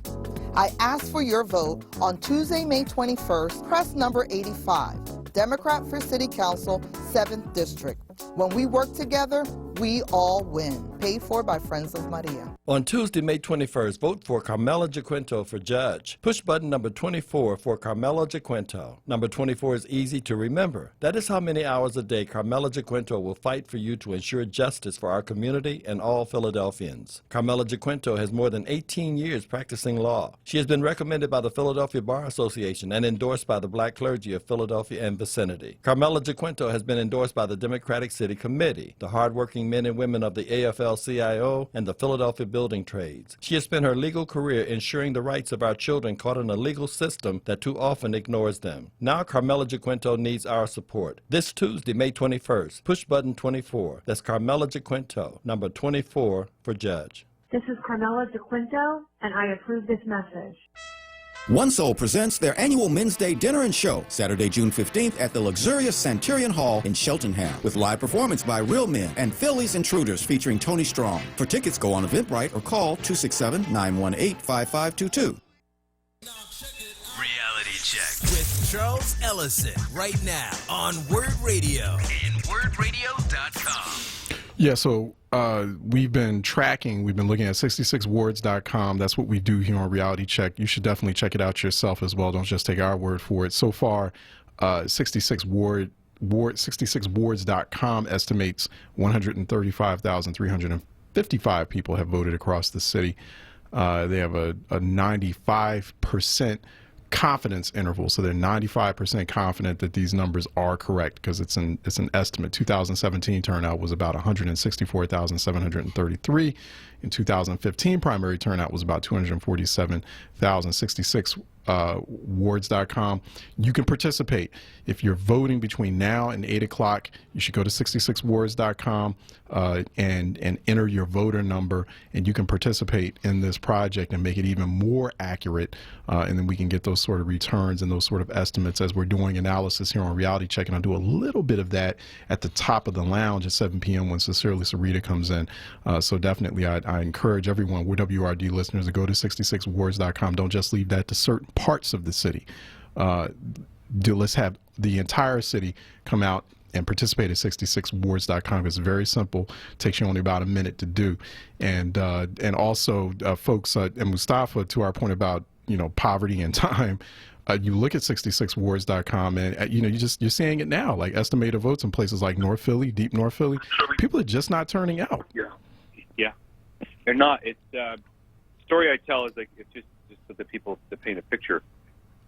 Picture you're a mom and you live in North Philadelphia and you've got a good job in King of Prussia, right? Right. You have to get up, and it's a good paying job, but you've got to get there. And you've got 2 kids. You've got to get them to school in the mornings, and you're probably up at 5 a.m. get the kids out the door by 7:30 or 8 o'clock. You're on the way to your job. And then at night you do it in reverse, and then you get home around 7.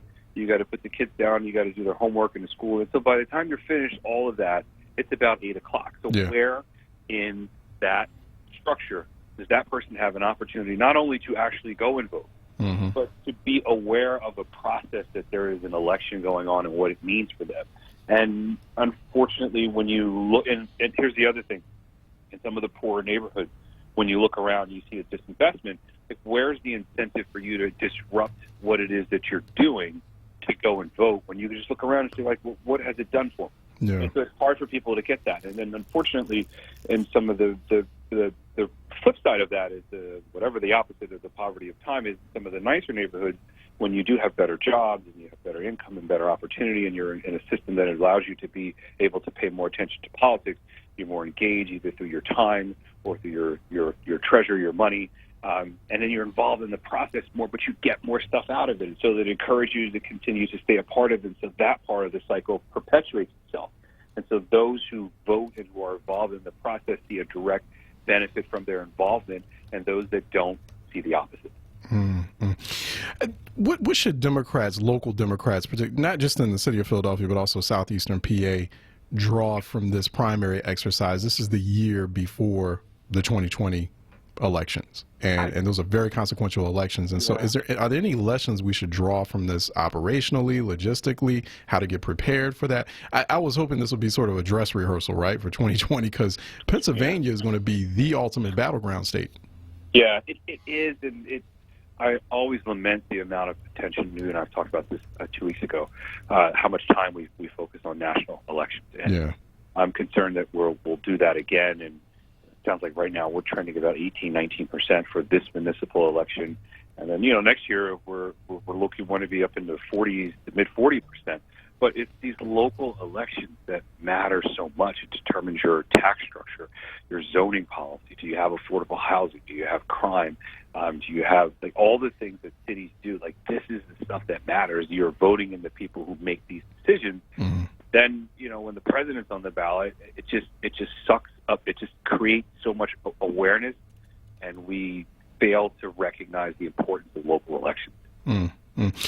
Was that, because I was hearing some folks muttering about Joe Biden over the weekend being in Philadelphia at a time when people are involved in the crunch, the moment where they're trying to get all that turnout, that get out the vote effort over the weekend, right before that Tuesday. And here's Joe Biden. You know, they felt like he sucked up all the oxygen over the weekend, or at least a lot of it. Yeah, I absolutely. And, you know, as newsrooms across the region and across the country have had to cut back on staff and other resources, there's just not enough to go around to cover all these important things. And then you have a top-tier presidential candidate who comes to Philadelphia the weekend, GOTV weekend, and it just, you know, it dominated the news cycle for about 36 hours. And I think that was unfair to a lot of the candidates and some of the policy discussions that were going on that needed to be had and heard, because we were talking about what Joe Biden had to say. And I just, my take on it was, hey, man, unless he's here to endorse a municipal candidate, you got to keep moving. You have to focus on what's ahead of you in a few days, because that's what's more important here. Do you anticipate any, I don't know, upsets? Maybe not in the mayoral's race, but what about city council races? There's a few that are out there that appear competitive. Yeah, they're obviously all of the 30. So let's look at the at-large race where there were officially the 28 Democratic candidates, 7 Republicans. And I think for the most part, overwhelmingly, everyone did their best to try to run a campaign based on the resources that they were able to produce. Right. So they were professional, they were organized, they had some substantive conversations about policy. I think it was hard for a lot of the candidates to figure out a way how to define themselves, distinguish themselves from other candidates. When you have 28 competitors, it's hard for you to carve out a policy position that's that much different than the next one. I think a lot of it's going to rely on, were you able to break through? Did you have resources to use mass media in a way that was going to be productive and helpful for your campaign? And the district races, you know, there were 3 competitors for district races, which, you know, I think that was probably higher than what we typically get for city council. And I think they all did their very best to run solid campaigns and again, have conversations about the issues and put forth to the voters that there was a choice, and then ultimately up to those voters to decide what they see about those candidates. I do want to say something when we're talking about issues, and that was about this issue about councilman and prerogative, which I find to be particularly vexing. I'll just say it was annoying to have this conversation about councilman and prerogative, because when you elect a council person, you endorse that person's vision for the district. And you endorse that they understand, that they know how to get a consensus, and they know what's best for the district, for economic development, for housing, for workforce. They understand the nuances of that district. You put that trust and faith into that person for them to decide what's best for the district, that they're going to hire the best people, the brightest people. That's what you're asking them to do. And then once they get in office, to say, well, I don't like the way that they do it. Like, you asked them to do it. You voted for them to do that job. And so this conversation about, I want to get rid of councilman and I guess this nebulous thing, and it became the boogeyman of this race. And I found it to be confusing, because I'm not sure people really understand what it is, nor understand that when you vote for a district council person, you're asking for their opinion and their judgment to best represent the unique needs of each district. And why would you take that authority away from them? I don't understand that. Yeah, I tend to agree with you on that. I tend to agree with that assessment about councilman. I think that people don't understand, don't have really a full, and that's a longer discussion. I'm sure we'll have that discussion. And maybe that's a topic for next time we have you on and stuff about exactly what is councilmanic prerogative, because that's something that is not just for the council members. That's something that residents themselves, if you have that kind of relationship with your city council member, which you should attempt to have, you can leverage that. That's an empowerment vehicle. That's an empowerment tool, particularly when we talk about black elected officials and black residents who many black council members are representing. And then you talk about black political and economic empowerment, and you talk about this gentrification issue. Well, that's a leveraging tool. That's you use that could be a tool in that arsenal. And I just feel like you're right. I don't feel people understand it. Yeah, I don't. And it's become this long, nuanced discussion to have it. I would just hope that the shortest way for people to understand is that if you don't like the job that council person is doing, then you have an opportunity to give that person a new job on election day. But until that time, let them do the job that you hired them to do.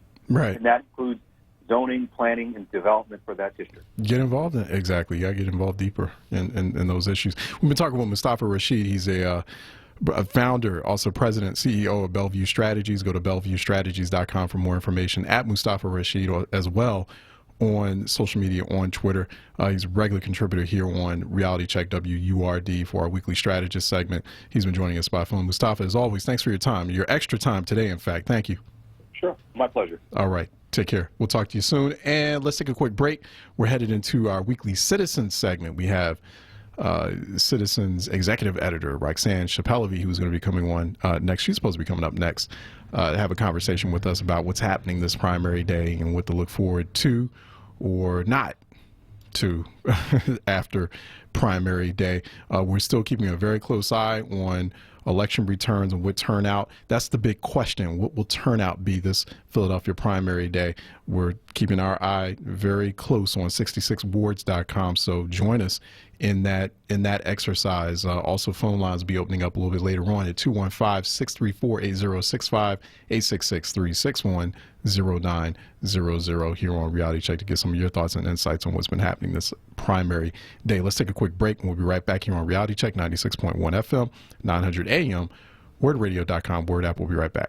The Kimmel Center for the Performing Arts presents Philadelphia hip-hop legend Rennie Harris. In his new work, Functified, Harris's Pure Movement company pushes the boundaries of street dance to create a multimedia performance set to the soundtrack of 1970s funk music and more. Through live musicians and the creation of an eclectic soundscape, audiences are drawn into Harris's personal journey from the cultural funk music to the evolution of hip-hop. Rennie Harris, Functified. 3 performances only, June 7th and 8th. Tickets at kimmelcenter.org. 1 in every 4 of us can't make ends meet. We can keep pre-K for our children and still get rid of that ridiculous soda tax. Drug injection sites are not safe, and someone gets killed almost every day in Philadelphia. From poverty to potholes, we can do better. I am Anthony Hardy Williams, and I have been listening to you. We can move Philadelphia forward together. Vote Anthony Hardy Williams for mayor. Paid for by Williams for Mayor. As a mom of 2 young boys in Philadelphia, I worry constantly about not only their education, but their safety. Each day on the news, I hear about countless young people lost to gun violence. That's why on May 21st, I'm voting for Isaiah Thomas for City Council at large. Isaiah Thomas has the background, experience, and innovative ideas to improve the lives of young people and all Philadelphians. So remember to push button number 71 and vote Isaiah Thomas for City Council at large. Paid for by Citizens for Isaiah Thomas.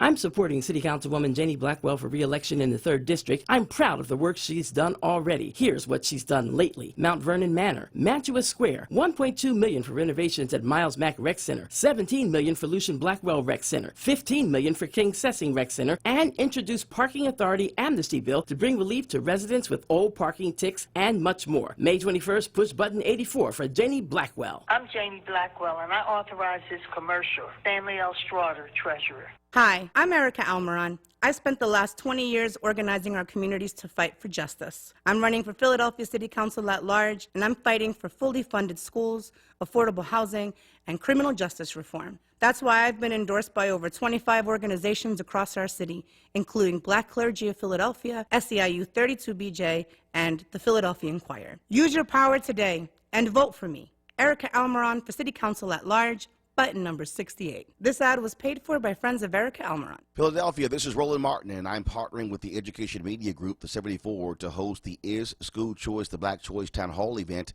on May 29, 2019 from 6 p.m. to 8 p.m. at Mastery Charter School's Shoemaker campus. Our goal is simple: to convene local stakeholders and help stimulate more genuine fact-based conversations about the tough education issues impacting black folks in Philadelphia. We will also hear from local and national education leaders as we debunk myths about school choice and empower participants with the resources to choose the best options for you. This event is free of charge and child care will be provided. We'll also have a partner networking fair 30 minutes before and after the event where you can learn more about additional engagement opportunities with the various organizations that will be represented. Log on to Eventbrite and search for Is School Choice the Black Choice to register for this event. We look forward to seeing you there. On May 21st, elect Dennis Lee for City Commissioner, former Chief Deputy City Commissioner who fought against the state voter ID law.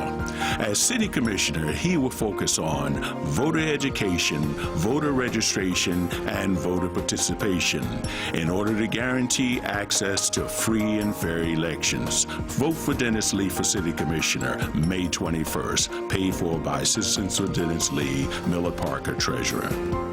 Keeping you informed about Tuesday's election.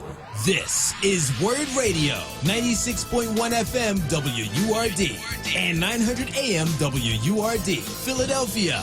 Independent Black Media. Reality Check with Charles Ellison right now on Word Radio and WordRadio.com. All right, welcome back to, here to Reality Check. We're here on 96.1 FM, 900 AM, WordRadio.com, Word app as well. I'm your host, executive producer, creator, Charles Ellison. You can catch me at Ellison Report, hashtag Reality Check as well. Feel free to touch base with us in the digital discourse, hashtag Reality Check, hashtag Word on Politics as well, hashtag WURD on Politics. Got some information there. Also at MediaMan.com. Definitely, we know Vince Thompson is out there. We know he's tweeting and he's telling us what's happening on the election landscape as well. At onWURD, hashtag onWURD. So there's plenty of places to go. We've been talking constantly about this primary day that's been happening here in Philadelphia. Has been very important to us. We've been prioritizing it here on WURD in a way that pretty much no other similar outlet has prioritized it or talked about it or hyped it. But in fact, we're looking at 66 wards election tracker, and it's voter turnout has already spiked enough to surpass 2017 turnout. So far, it's estimated that 177,000 people have voted across the city of Philadelphia. So that has now officially, or at least according to estimates from 66wards.com, we have now officially surpassed the 2017 Philadelphia primary turnout. Now, back then it was 164,733 voters in Philadelphia who turned out. So now we have about 177,000 voters, over 170,000 voters who have turned out, and so that's about a that's a pretty significant increase that's happened there. Looking at about over 7% increase in voter turnout compared to the full complete turnout in 2017. We don't know what that means for the remainder of this evening on this Philly primary day. Polls do close at 8 o'clock. But primary voter turnout, according to 66wards.com, you're hearing it here first on Reality Check on WURD. But voter turnout in Philadelphia on this primary day has surpassed 2017 turnout numbers. So maybe that's a good thing. Maybe that means that turnout will be much higher by the time we reach 8 o'clock. But the other threshold is 2015 turnout.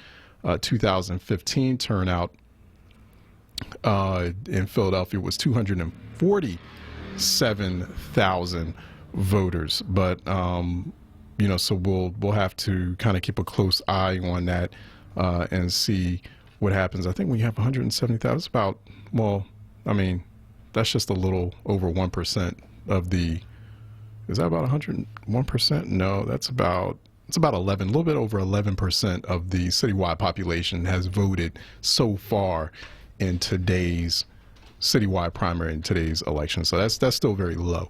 We'll see what happens. We'll see what turnout pretends, based on what we're saying right now, what that means at 8 o'clock. Roxanne Shapelavi is executive editor of the Philadelphia Citizen. We're heading into our weekly Citizen segment, so we're still continuing our Philadelphia primary day coverage.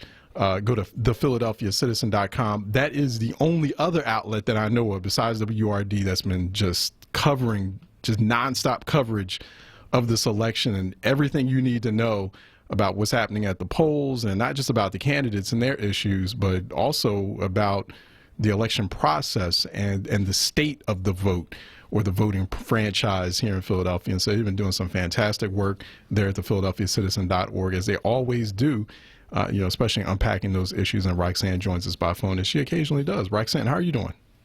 I'm good. How are you doing? Excellent, excellent. So what do you think? I know you're watching 66wars.com, Jonathan Tannen and all those folks who are over there. And I think Tannen, has he written for the Philadelphia Citizen? If I'm not mistaken, he's written for them before, right? He has, yeah. So, he's a demographer. I don't think it's all those people. I think it's basically him. He's created a tool that has been pretty accurate in the last time it was used. Right. And so he has, yeah. He does a great dive down into the data of all the different areas of the city that I think no one else really does. Yeah. Some of those pieces. Yeah, my hat goes off to him.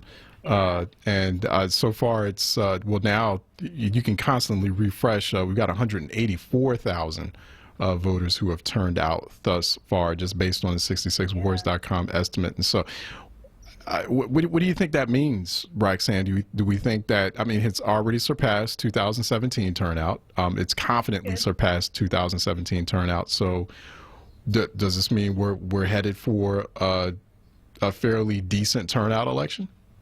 No. I hate to say that, but I don't think so. Unless everybody who's listening, turn off your radio and leave the house and go vote now. Right. But I think it is, if you look at 2015, almost 247,000 people voted, which I'm sure was because there was no mayoral incumbent that year, right? It was an open race for mayor.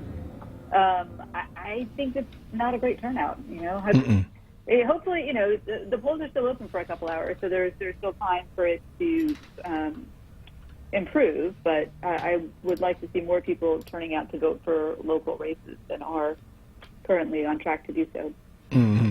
Yeah, I agree with you there. I tend to agree with you on that. Right now, if you have 184,000 people that have turned out thus far, then let me see, you have a little bit I think about 1.1 million people who are registered in the city of Philadelphia to vote. 1.1 million people out of a city of 1.6 million.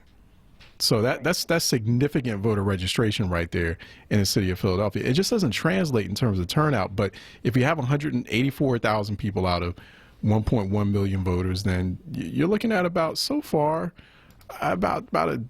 close to 17% turnout. That's still not good. I think the last primary, if I'm trying to remember, I'm trying to recall, maybe you can help me out with this, Roxanne. Was it like 24%?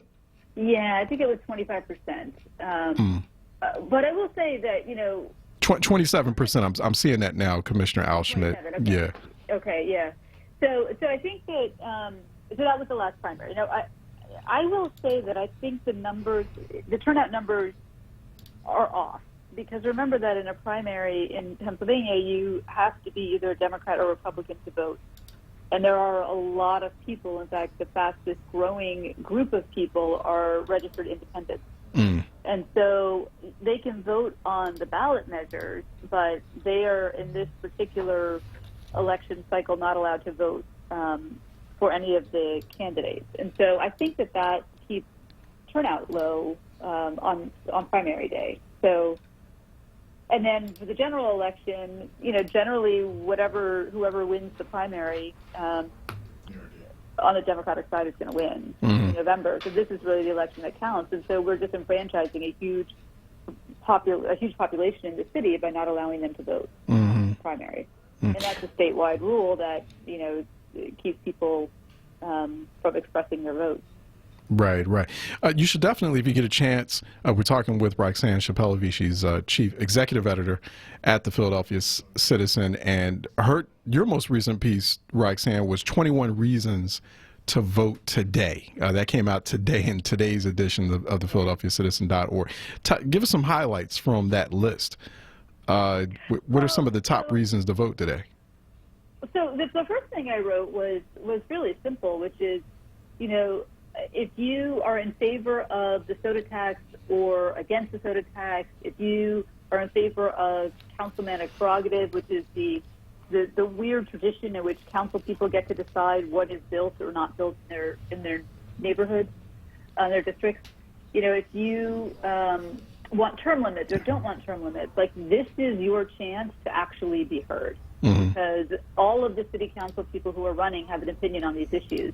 And so whoever is sitting in city council chambers come January is who's going to be deciding these issues. And so we have to sort of help by being heard, right? This is the way to make our voices heard.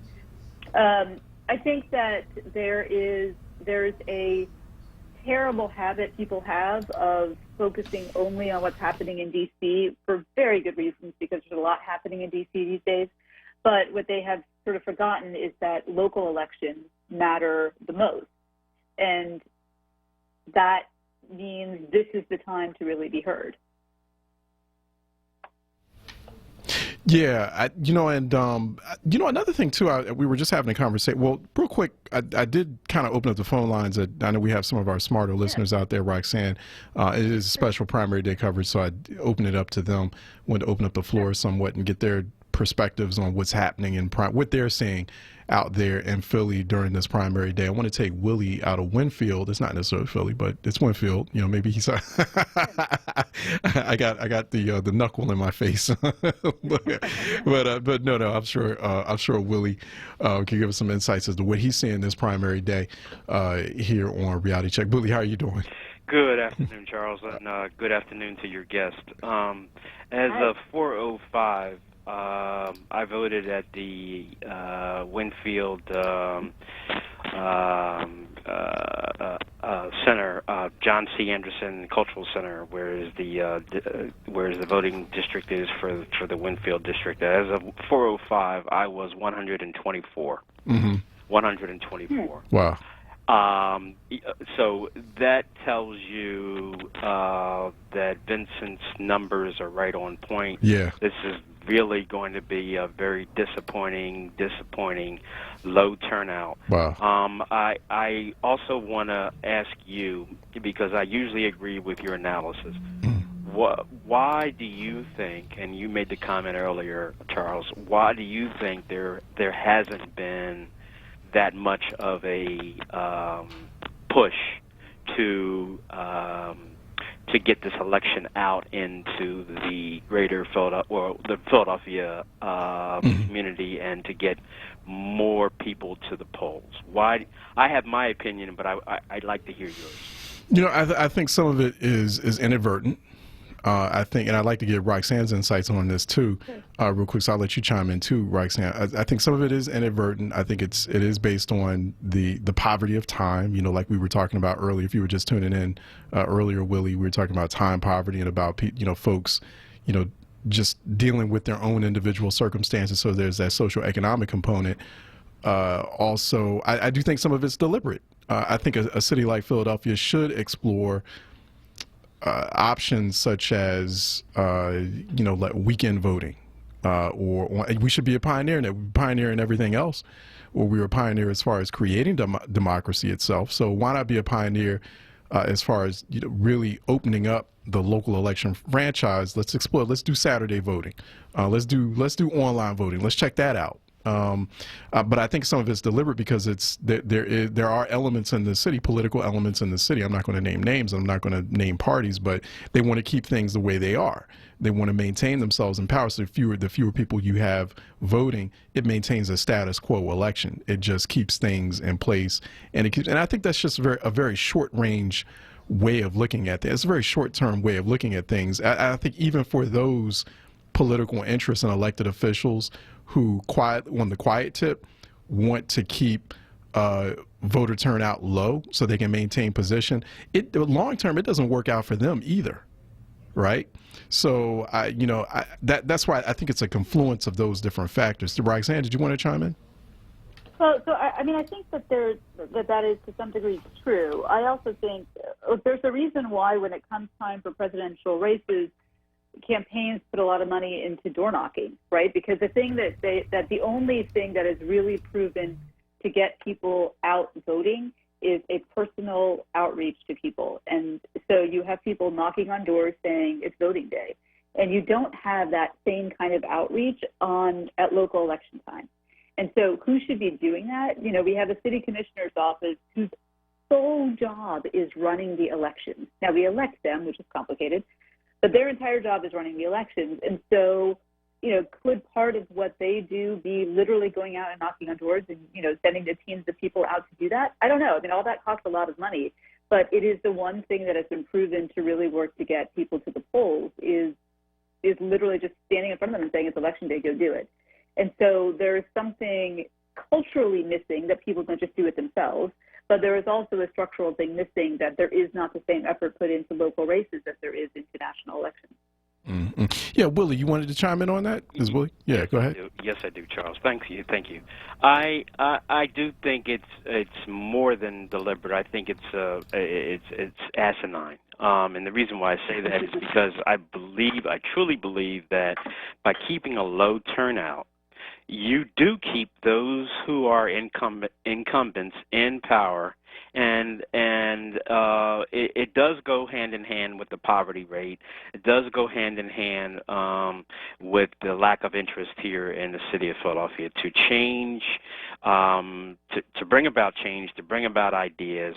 But the lack of turnout keeps those in power, and the Democratic Party, for good or for bad, Republican Party, for good or for bad, or bad, does not see change as something positive. So right, it becomes a vicious cycle, right? Yeah. We have some people in city council, and I'm not going to name names. We know who has been in city council long, but we have some people in city council who have been there since I was in college, and I graduated in '86. Now, if you don't have new ideas and you don't have new people and you don't have change, you're going to have the same thing over and over and over and over and again. So, yes, the city commissioners, the row offices have more power than a lot of people recognize and understand. And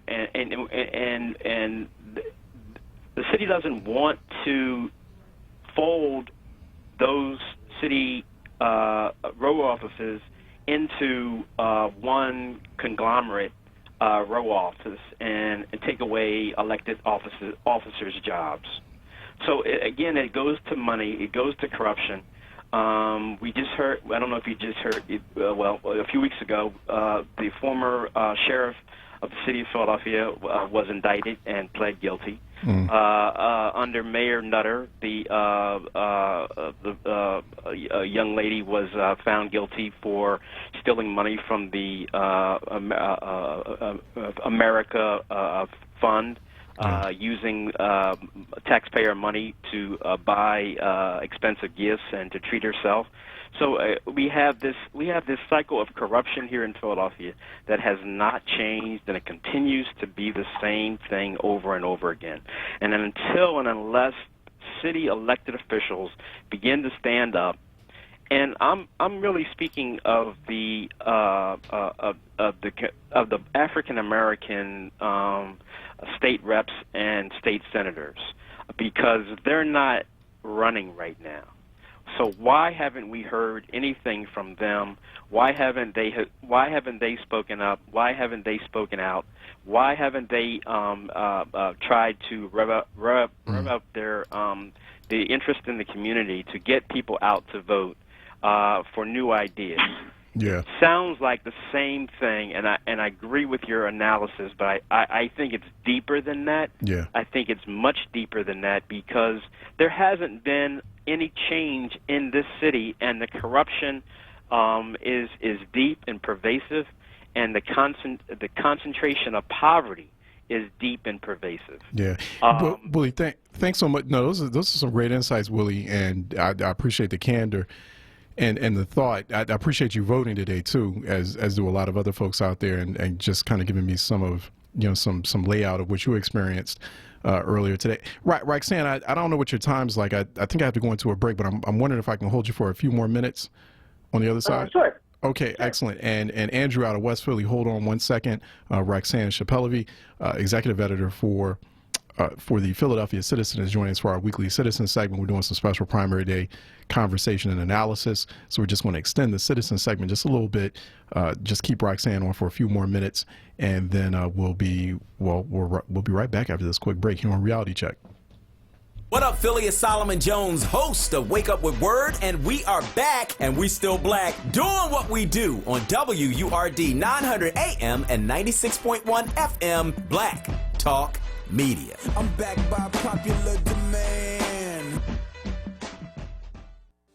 Anthony Kyriakakis is the fair voice we need on the Philadelphia Court of Common Pleas. As a defense attorney, Anthony volunteered for President Obama's Clemency Project. He has fought to end racial inequities in our justice system. Now, Anthony is running for judge. He's endorsed by the Democratic Party and received the Philadelphia Bar Association's highest rating. On May 21st, push button number 19 to vote for Democrat Anthony Kyriakakis. Paid for by Anthony Kyriakakis for judge. This is Anthony Kyriakakis, and I approve this message.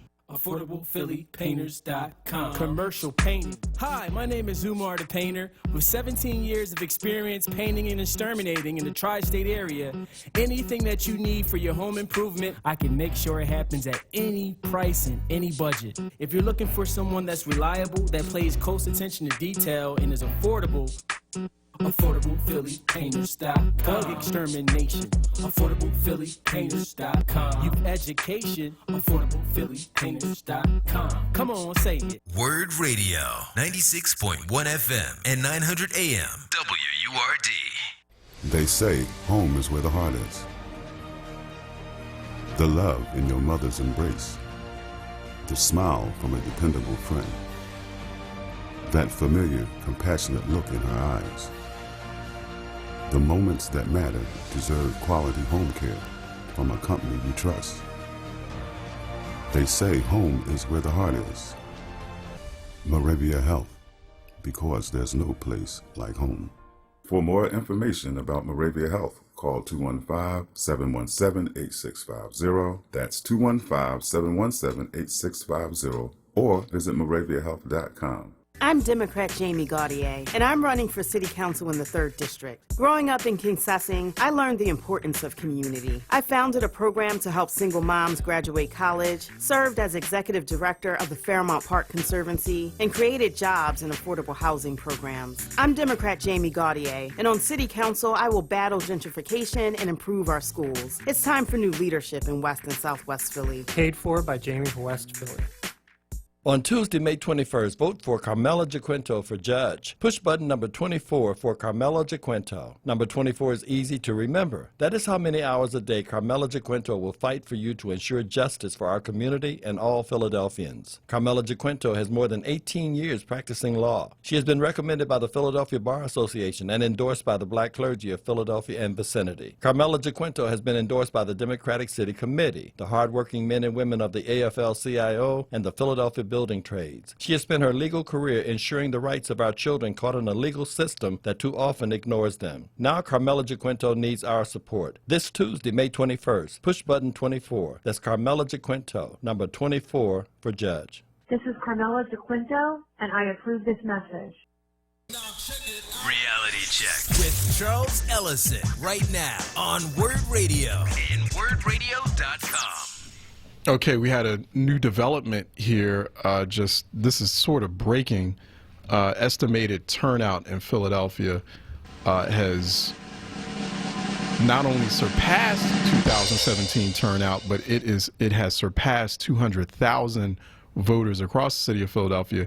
It's estimated that 204,619 people have voted across the city of Philadelphia. That's a 95% confidence interval, as Jonathan Tannen at 66wards.com calls it. That means he has about 95% confidence in his estimates, or in those estimates, at 66wards.com. That's a significant spike. I mean, we were just talking about under 200,000, Roxanne, and now we're above 200,000. What do we think? Maybe I'm wrong. Maybe there's going to be a late evening push for voting. And I will say that I was struck because the last voter said that at 4 o'clock he was number 100 or something, And I was 110 in my South Philly ward at noon today. So I think it really varies by neighborhood, right? And so, and Jonathan only gets certain information too, so who knows where the number, I mean, he's good at sort of extrapolating from that, but I think, maybe it will be higher than I'm thinking. That'd be great. You see high turnout, at least in terms of estimated votes, in places bordering other counties, and so I wonder if this has anything to do with the soda tax. People who are more likely to cross over into another county to buy a sweetened beverage. I'm just saying. I'm looking at the map. Yeah. I'm looking at the 66 wards map, and I see higher turnout in places that border other counties. And so I just maybe, I don't know, a thought there. Well, I don't know. That's an interesting point, although in some ways you would almost think the opposite, because you would think that, if they're close enough to another county that it's not that big a deal to go get their sugary beverages across the border, that people who are sort of more in the center of town were the people who really want to vote out the people who passed the law. So I don't know. I mean, it's an interesting point. There's probably, it could also be a question of the sort of campaigning and marketing that was done in those neighborhoods. But that's been an interesting observation. Yeah. And real quick, I'll get to Andrew in West Philly in just a moment. But Roxanne, I wanted to, Mustafa Rashid, our regular strategist contributor, local strategist contributor here on Reality Check, he was talking about, how, neighborhoods in the city where, they see investments, they see resources, and results being poured into their communities, and so they're more likely to participate. But people who see the exact opposite of that are less likely to participate. So we have this poverty issue, which is just impacting voter turnout consistently. That's a big problem, because when I look at that citywide map and I look deep in North Philly, people are just not turning out. Well, I think that's true, but I think there's a lot of different factors for that. I mean, these are people who feel disenfranchised in a lot of different ways, right? They're not connected to necessarily employment or education opportunities, or to sort of interacting with levers of power in Philadelphia, and to sort of the point of your last caller, which is, when what you see is just corruption all the time, it makes you less inclined to want to vote, even though the solution to that is really to vote people out of office if you don't like what they're doing. I get it, right? There's a little bit of apathy that sets in, where it doesn't seem like it matters who's there, no one's doing anything for you. And so, and then it becomes a vicious cycle, right? Because nobody's doing anything for you because they know that you're not voting. And if you don't vote, they don't frankly care. Yeah. And so unless you're voting or writing them a check, which those people are not doing either of, the politicians don't care. And so, weirdly, the thing that would make people pay attention to those neighborhoods more is if everybody went to the polls, because then our elected leaders would know that they had to actually do something about what's happening over there. I'm talking with Roxanne Shapelavi, executive editor for the Philadelphia Citizen. Let me go to Andrew out of West Philly, who's calling in for a reality check. Andrew, what's good? Hey, good afternoon, Charles and Roxanne. Good afternoon. Can you hear me? Yes, sir. Yeah, so at 6 o'clock, I was 290. That's in West Philadelphia. What is that, the 24th Ward? Okay. 24th Ward, 6th Division, right there, 40th and Market. Got it. So I think I have an idea. You got so many people running for at-large, right? A big number. Each of those people has a big following. It depends. A big following. We've heard Asa Khalif on WRD for several years now. So there's people that are following him. There's people following all the different at-large people running. Helen Gim, she got a following. Around education. So people's bread and butter issue has following. And also, those people live in certain areas of the city. So that energy that they're generating is not just in different neighborhoods of the city, but it's also in the neighborhood where they live. Mm-hmm. So the turnout, I mean, how many people was on that list? I mean, it's a ton of people at large. And so therefore, you know, each of those individuals could very well represent, say, 1,000 votes. Yeah, that's an interesting point, because you have about 28 candidates on the council at large list. So no, go ahead, Roxanne. And they want you to pick. They want you to pick 6. Right. You know, but I mean the reality is 5. I think it's 5. You pick 5. 5. Mm-hmm.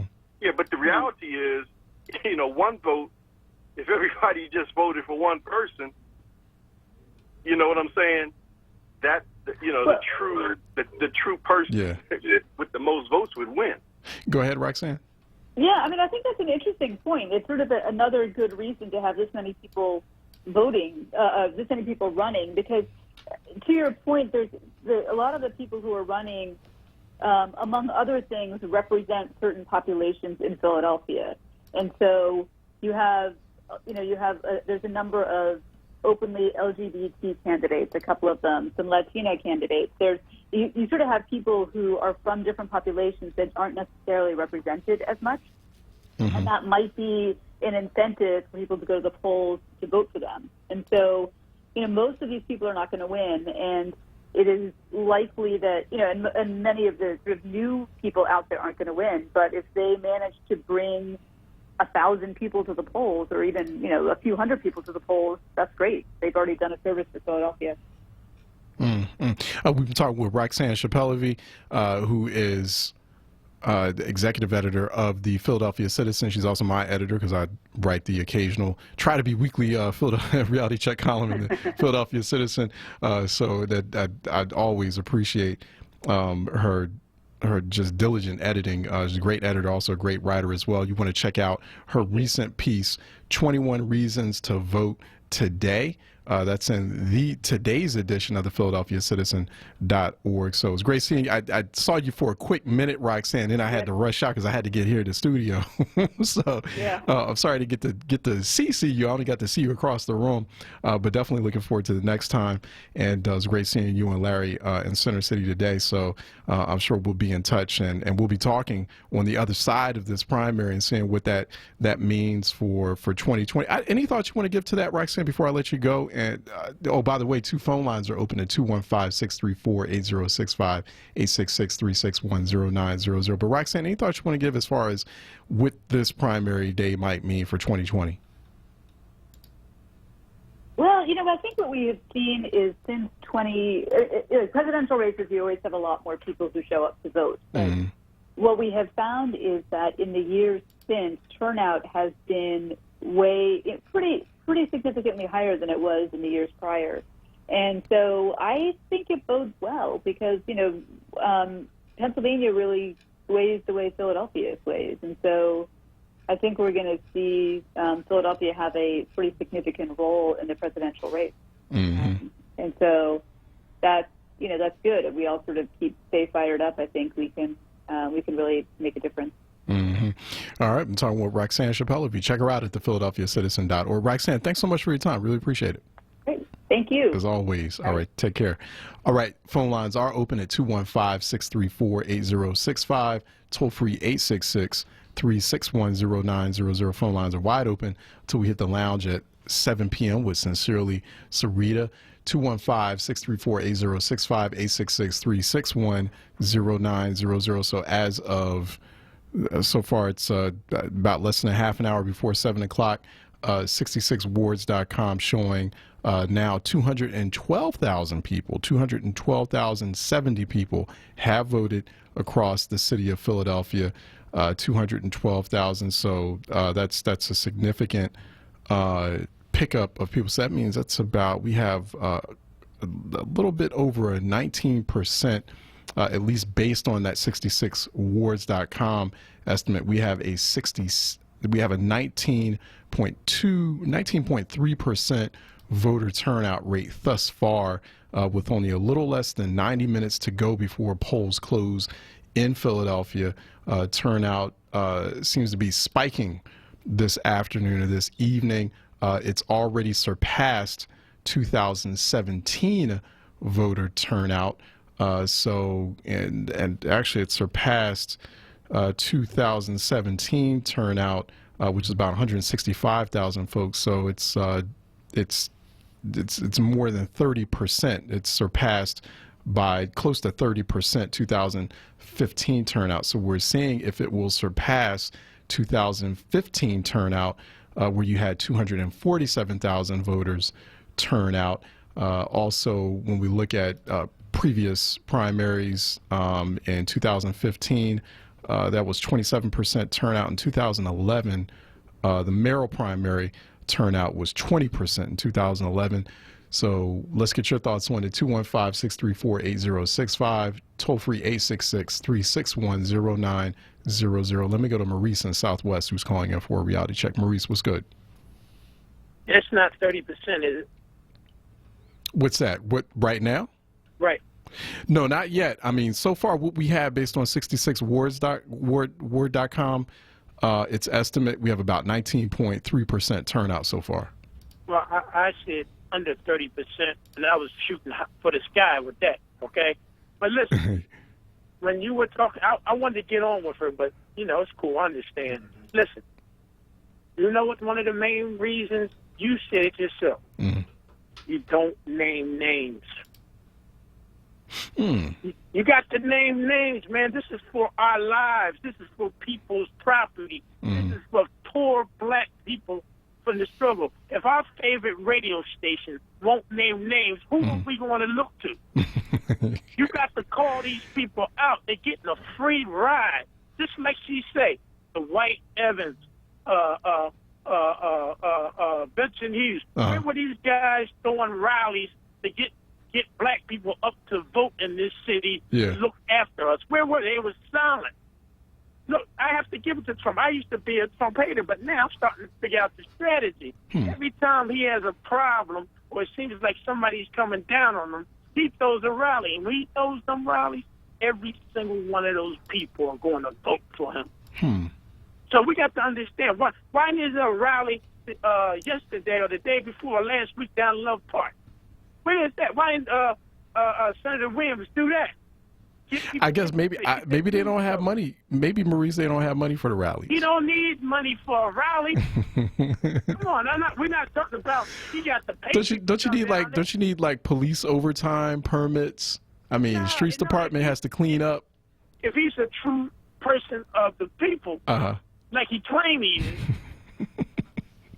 Yeah, no. Put money together so he can throw that off if they really want him to win. I agree with you in that. I agree with you that I do feel like local, state elected officials, they have to be a lot more. Whether it's Senator Hughes, whether it's Congressman Evans, the city council president, etc. We really need to have an urgent conversation about voter turnout. So one of the things I've argued for is that city council should start imposing performance metrics on the city commissioner's office.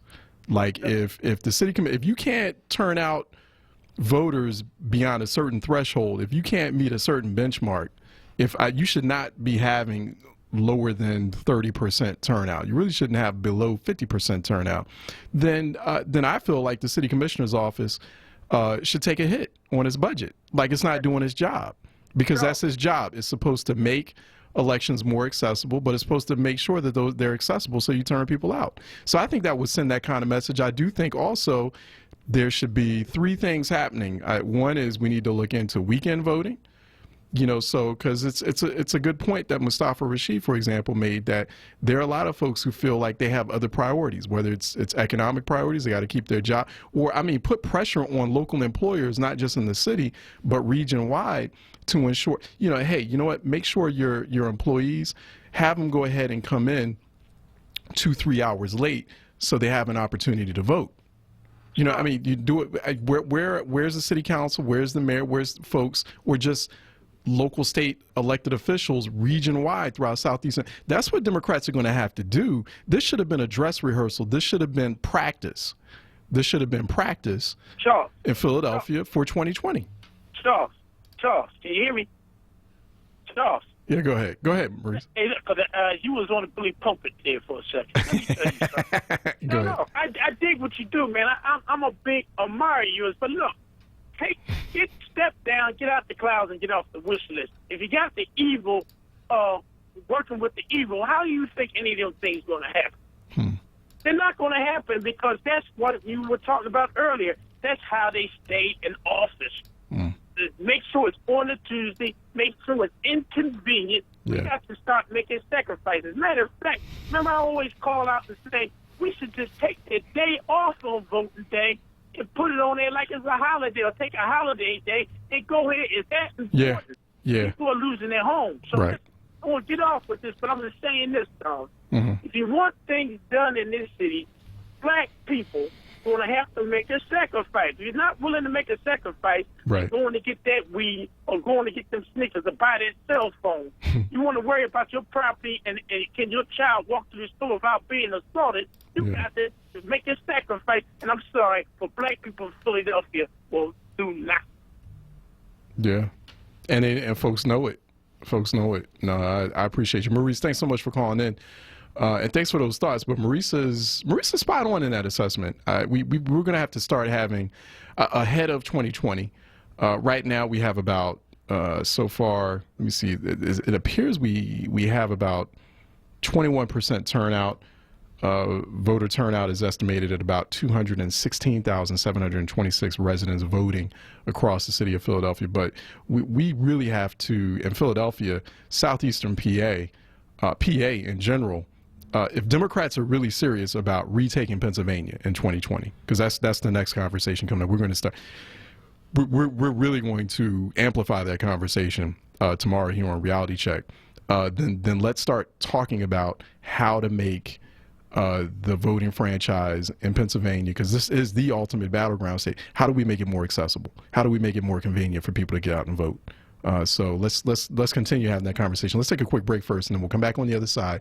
215-634-8065, 866-361-0900. Let's take a quick break, and we'll be right back. Brothers and sisters, don't miss The Source. Weekdays 10 a.m. to 1 p.m. on Word Radio. WordRadio.com and the Word Radio app. I'm supporting City Councilwoman Janie Blackwell for re-election in the 3rd District. I'm proud of the work she's done already. Here's what she's done lately. Mount Vernon Manor, Mantua Square, $1.2 million for renovations at Miles Mack Rec Center, $17 million for Lucian Blackwell Rec Center, $15 million for King Sessing Rec Center, and introduced Parking Authority Amnesty Bill to bring relief to residents with old parking ticks, and much more. May 21st, push button 84 for Janie Blackwell. I'm Janie Blackwell, and I authorize this commercial. Stanley L. Strader, Treasurer. The Kimmel Center offers free arts education programs to schools across the region. Teaching artists visit classrooms to educate, engage, and inspire the next generation using creative learning experiences, and schools take trips to the Kimmel Center for live performances. The Kimmel Center is committed to educating Philadelphia's youth by providing access to quality arts. For more information, visit kimmelcenter.org.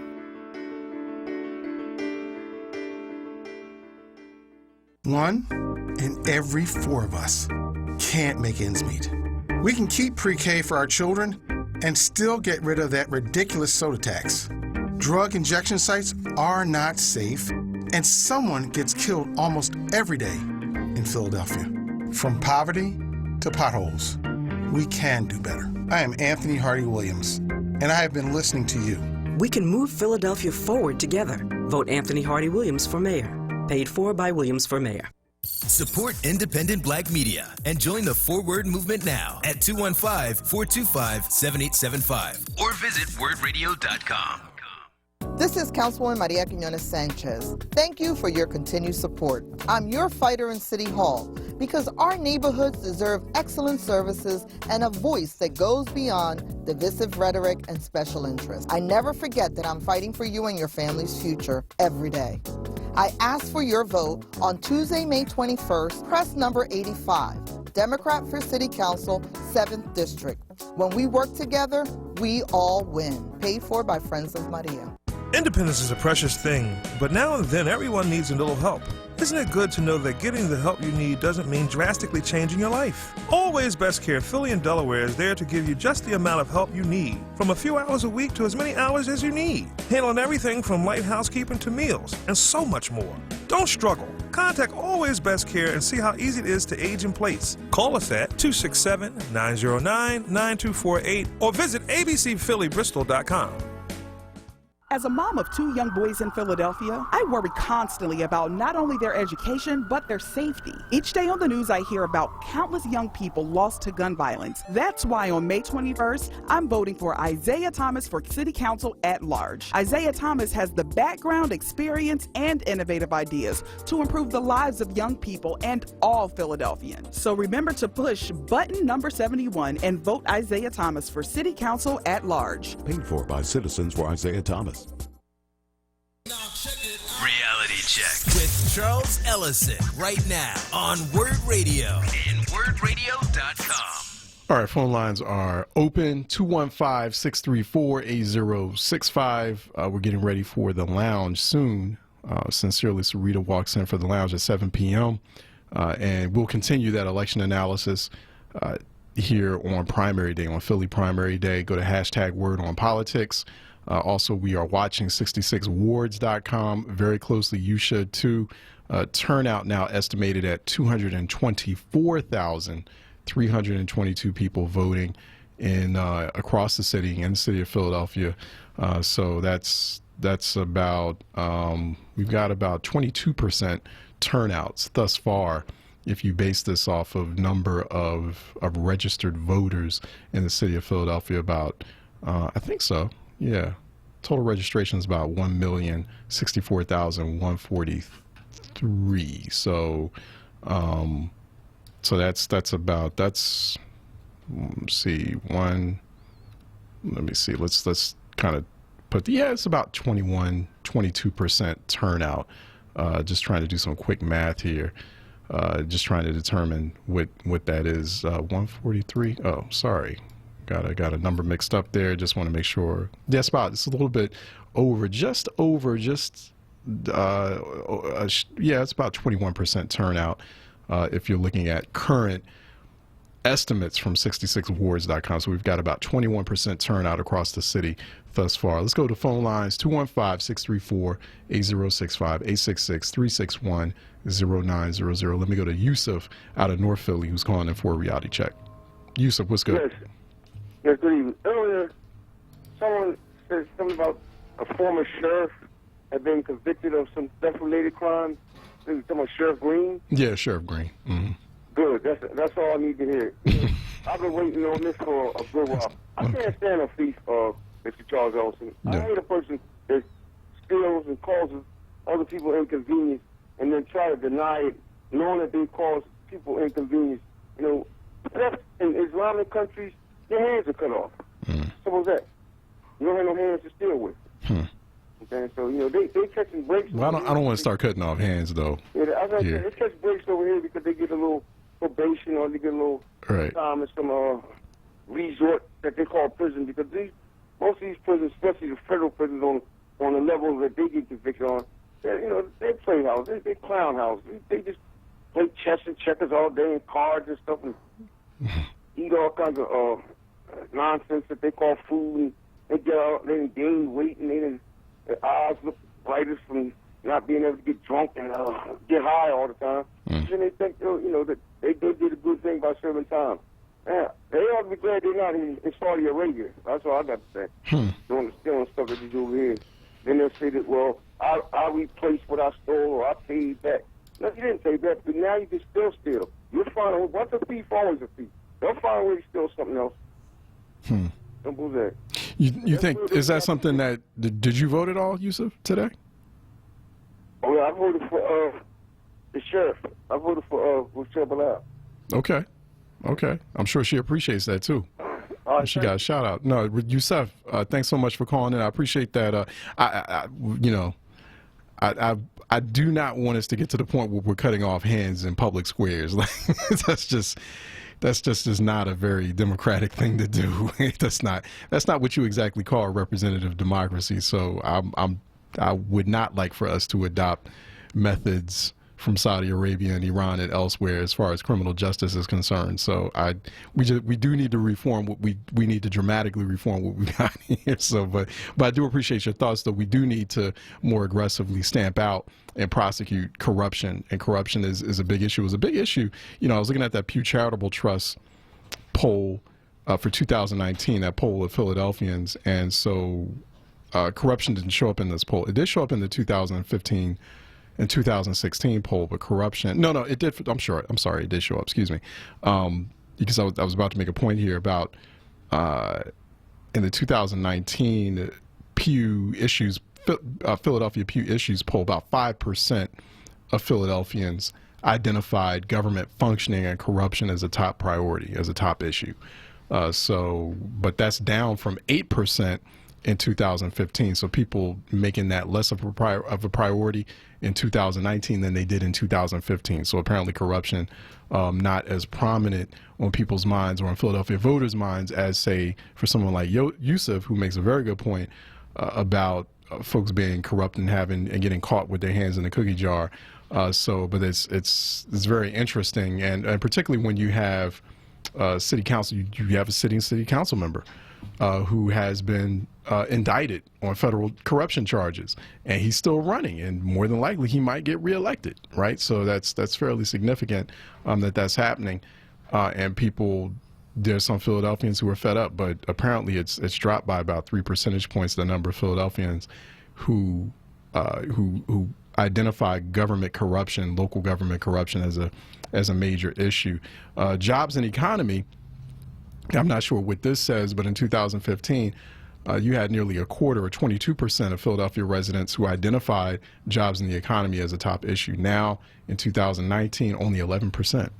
So that's a significant dip. That's about 12%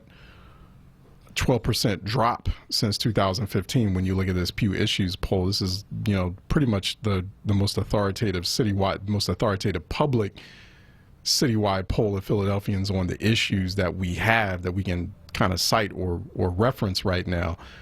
So I'm not sure what that says, but I do notice as far as poverty is an issue. Being poor, homelessness, poverty is an issue. Now, only 5% of people identified that. 5% of Philadelphians identified that as a top issue or as a priority issue. Now, it's now 12% of Philadelphians in 2019. Poverty is a big issue. Poverty, more and more people are becoming aware of it, or are affected by it, and so that's significant. That's a 7% increase in the number of Philadelphians who are concerned about poverty and issues surrounding poverty, such as being poor, being homeless. 5% in 2015, the last 2015 Pew poll, now 12%. So, and once again, 41% of Philadelphians indicating that crime, drugs, safety, public safety is the top concern. That's the top concern of Philadelphians as people are out there voting this particular primary day. So 66wards.com now saying 223,000 people, 959 voting here on election day. So they revised that estimate that they had about maybe 5 or 6 minutes ago when we last checked 66wards.com. So we just constantly refreshing. So we're going to take a quick break. We're ending this Tuesday edition of Reality Check. We're going to be heading into the lounge at 7 p.m. I'm going to sit here with Sincerely Sarita for a few more minutes as we talk about, we unpack what's happening this Philly primary day. You can continue to go to @Ellison Report, also hashtag Reality Check as well, to continue to I'll be looking at those numbers and to continue to look at that digital conversation and maybe a little bit more analysis as well. Check out M. Winberg @MWinberg_. She may have some local reporting that she's doing. That's from Billy Penn. We had her on earlier today. Also, don't forget Vince Thompson @MediaManCom, @Mustafa Rashid, our regular contributor for our strategist segment. I'm sure he'll be offering some insights as well. And don't forget, check out Roxanne Shapelavi as well, executive editor of the Philadelphia Citizen. She's at Roxanne Shep. She'll be offering, I'm sure, some insights and analysis, live analysis this Philly primary day. And definitely want to thank our national audience for hanging in there with us and hearing a little bit about what's happening in Philly. I know a lot of people live stream by wordradio.com and also our Word app, and we appreciate that. Some people might tune out because they're like, well, that has Philly primary has nothing to do with me. That's okay. We'll talk to you tomorrow during our Wednesday edition of Reality Check, where we assess some of the results of today's Philadelphia primary. Go to #Word on Politics for more as well. All right, let's wrap this Tuesday edition of Reality Check. Definitely stay sharp out there, stay smart. More importantly, stay safe. I'll be talking with you, I think, for a few more minutes as we head into the lounge with Sincerely Sarita here on WURD 96.1 FM, 900 AM. All right, I'll talk to you tomorrow.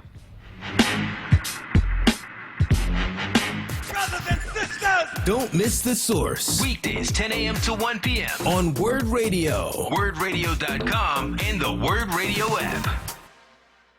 This Tuesday, there's a critical issue on the ballot. It's one that is about improving the quality of life in our neighborhoods, reducing traffic fatalities, and addressing crime in a more efficient way. Ballot question 4 asks voters to approve a comprehensive plan to create a class of civilian officers who will assist our Philadelphia police with traffic control. We need traffic control, parking, and other quality of life issues. These public safety enforcement officers can make a significant impact in congested areas and on neighborhood streets that need heavier enforcement.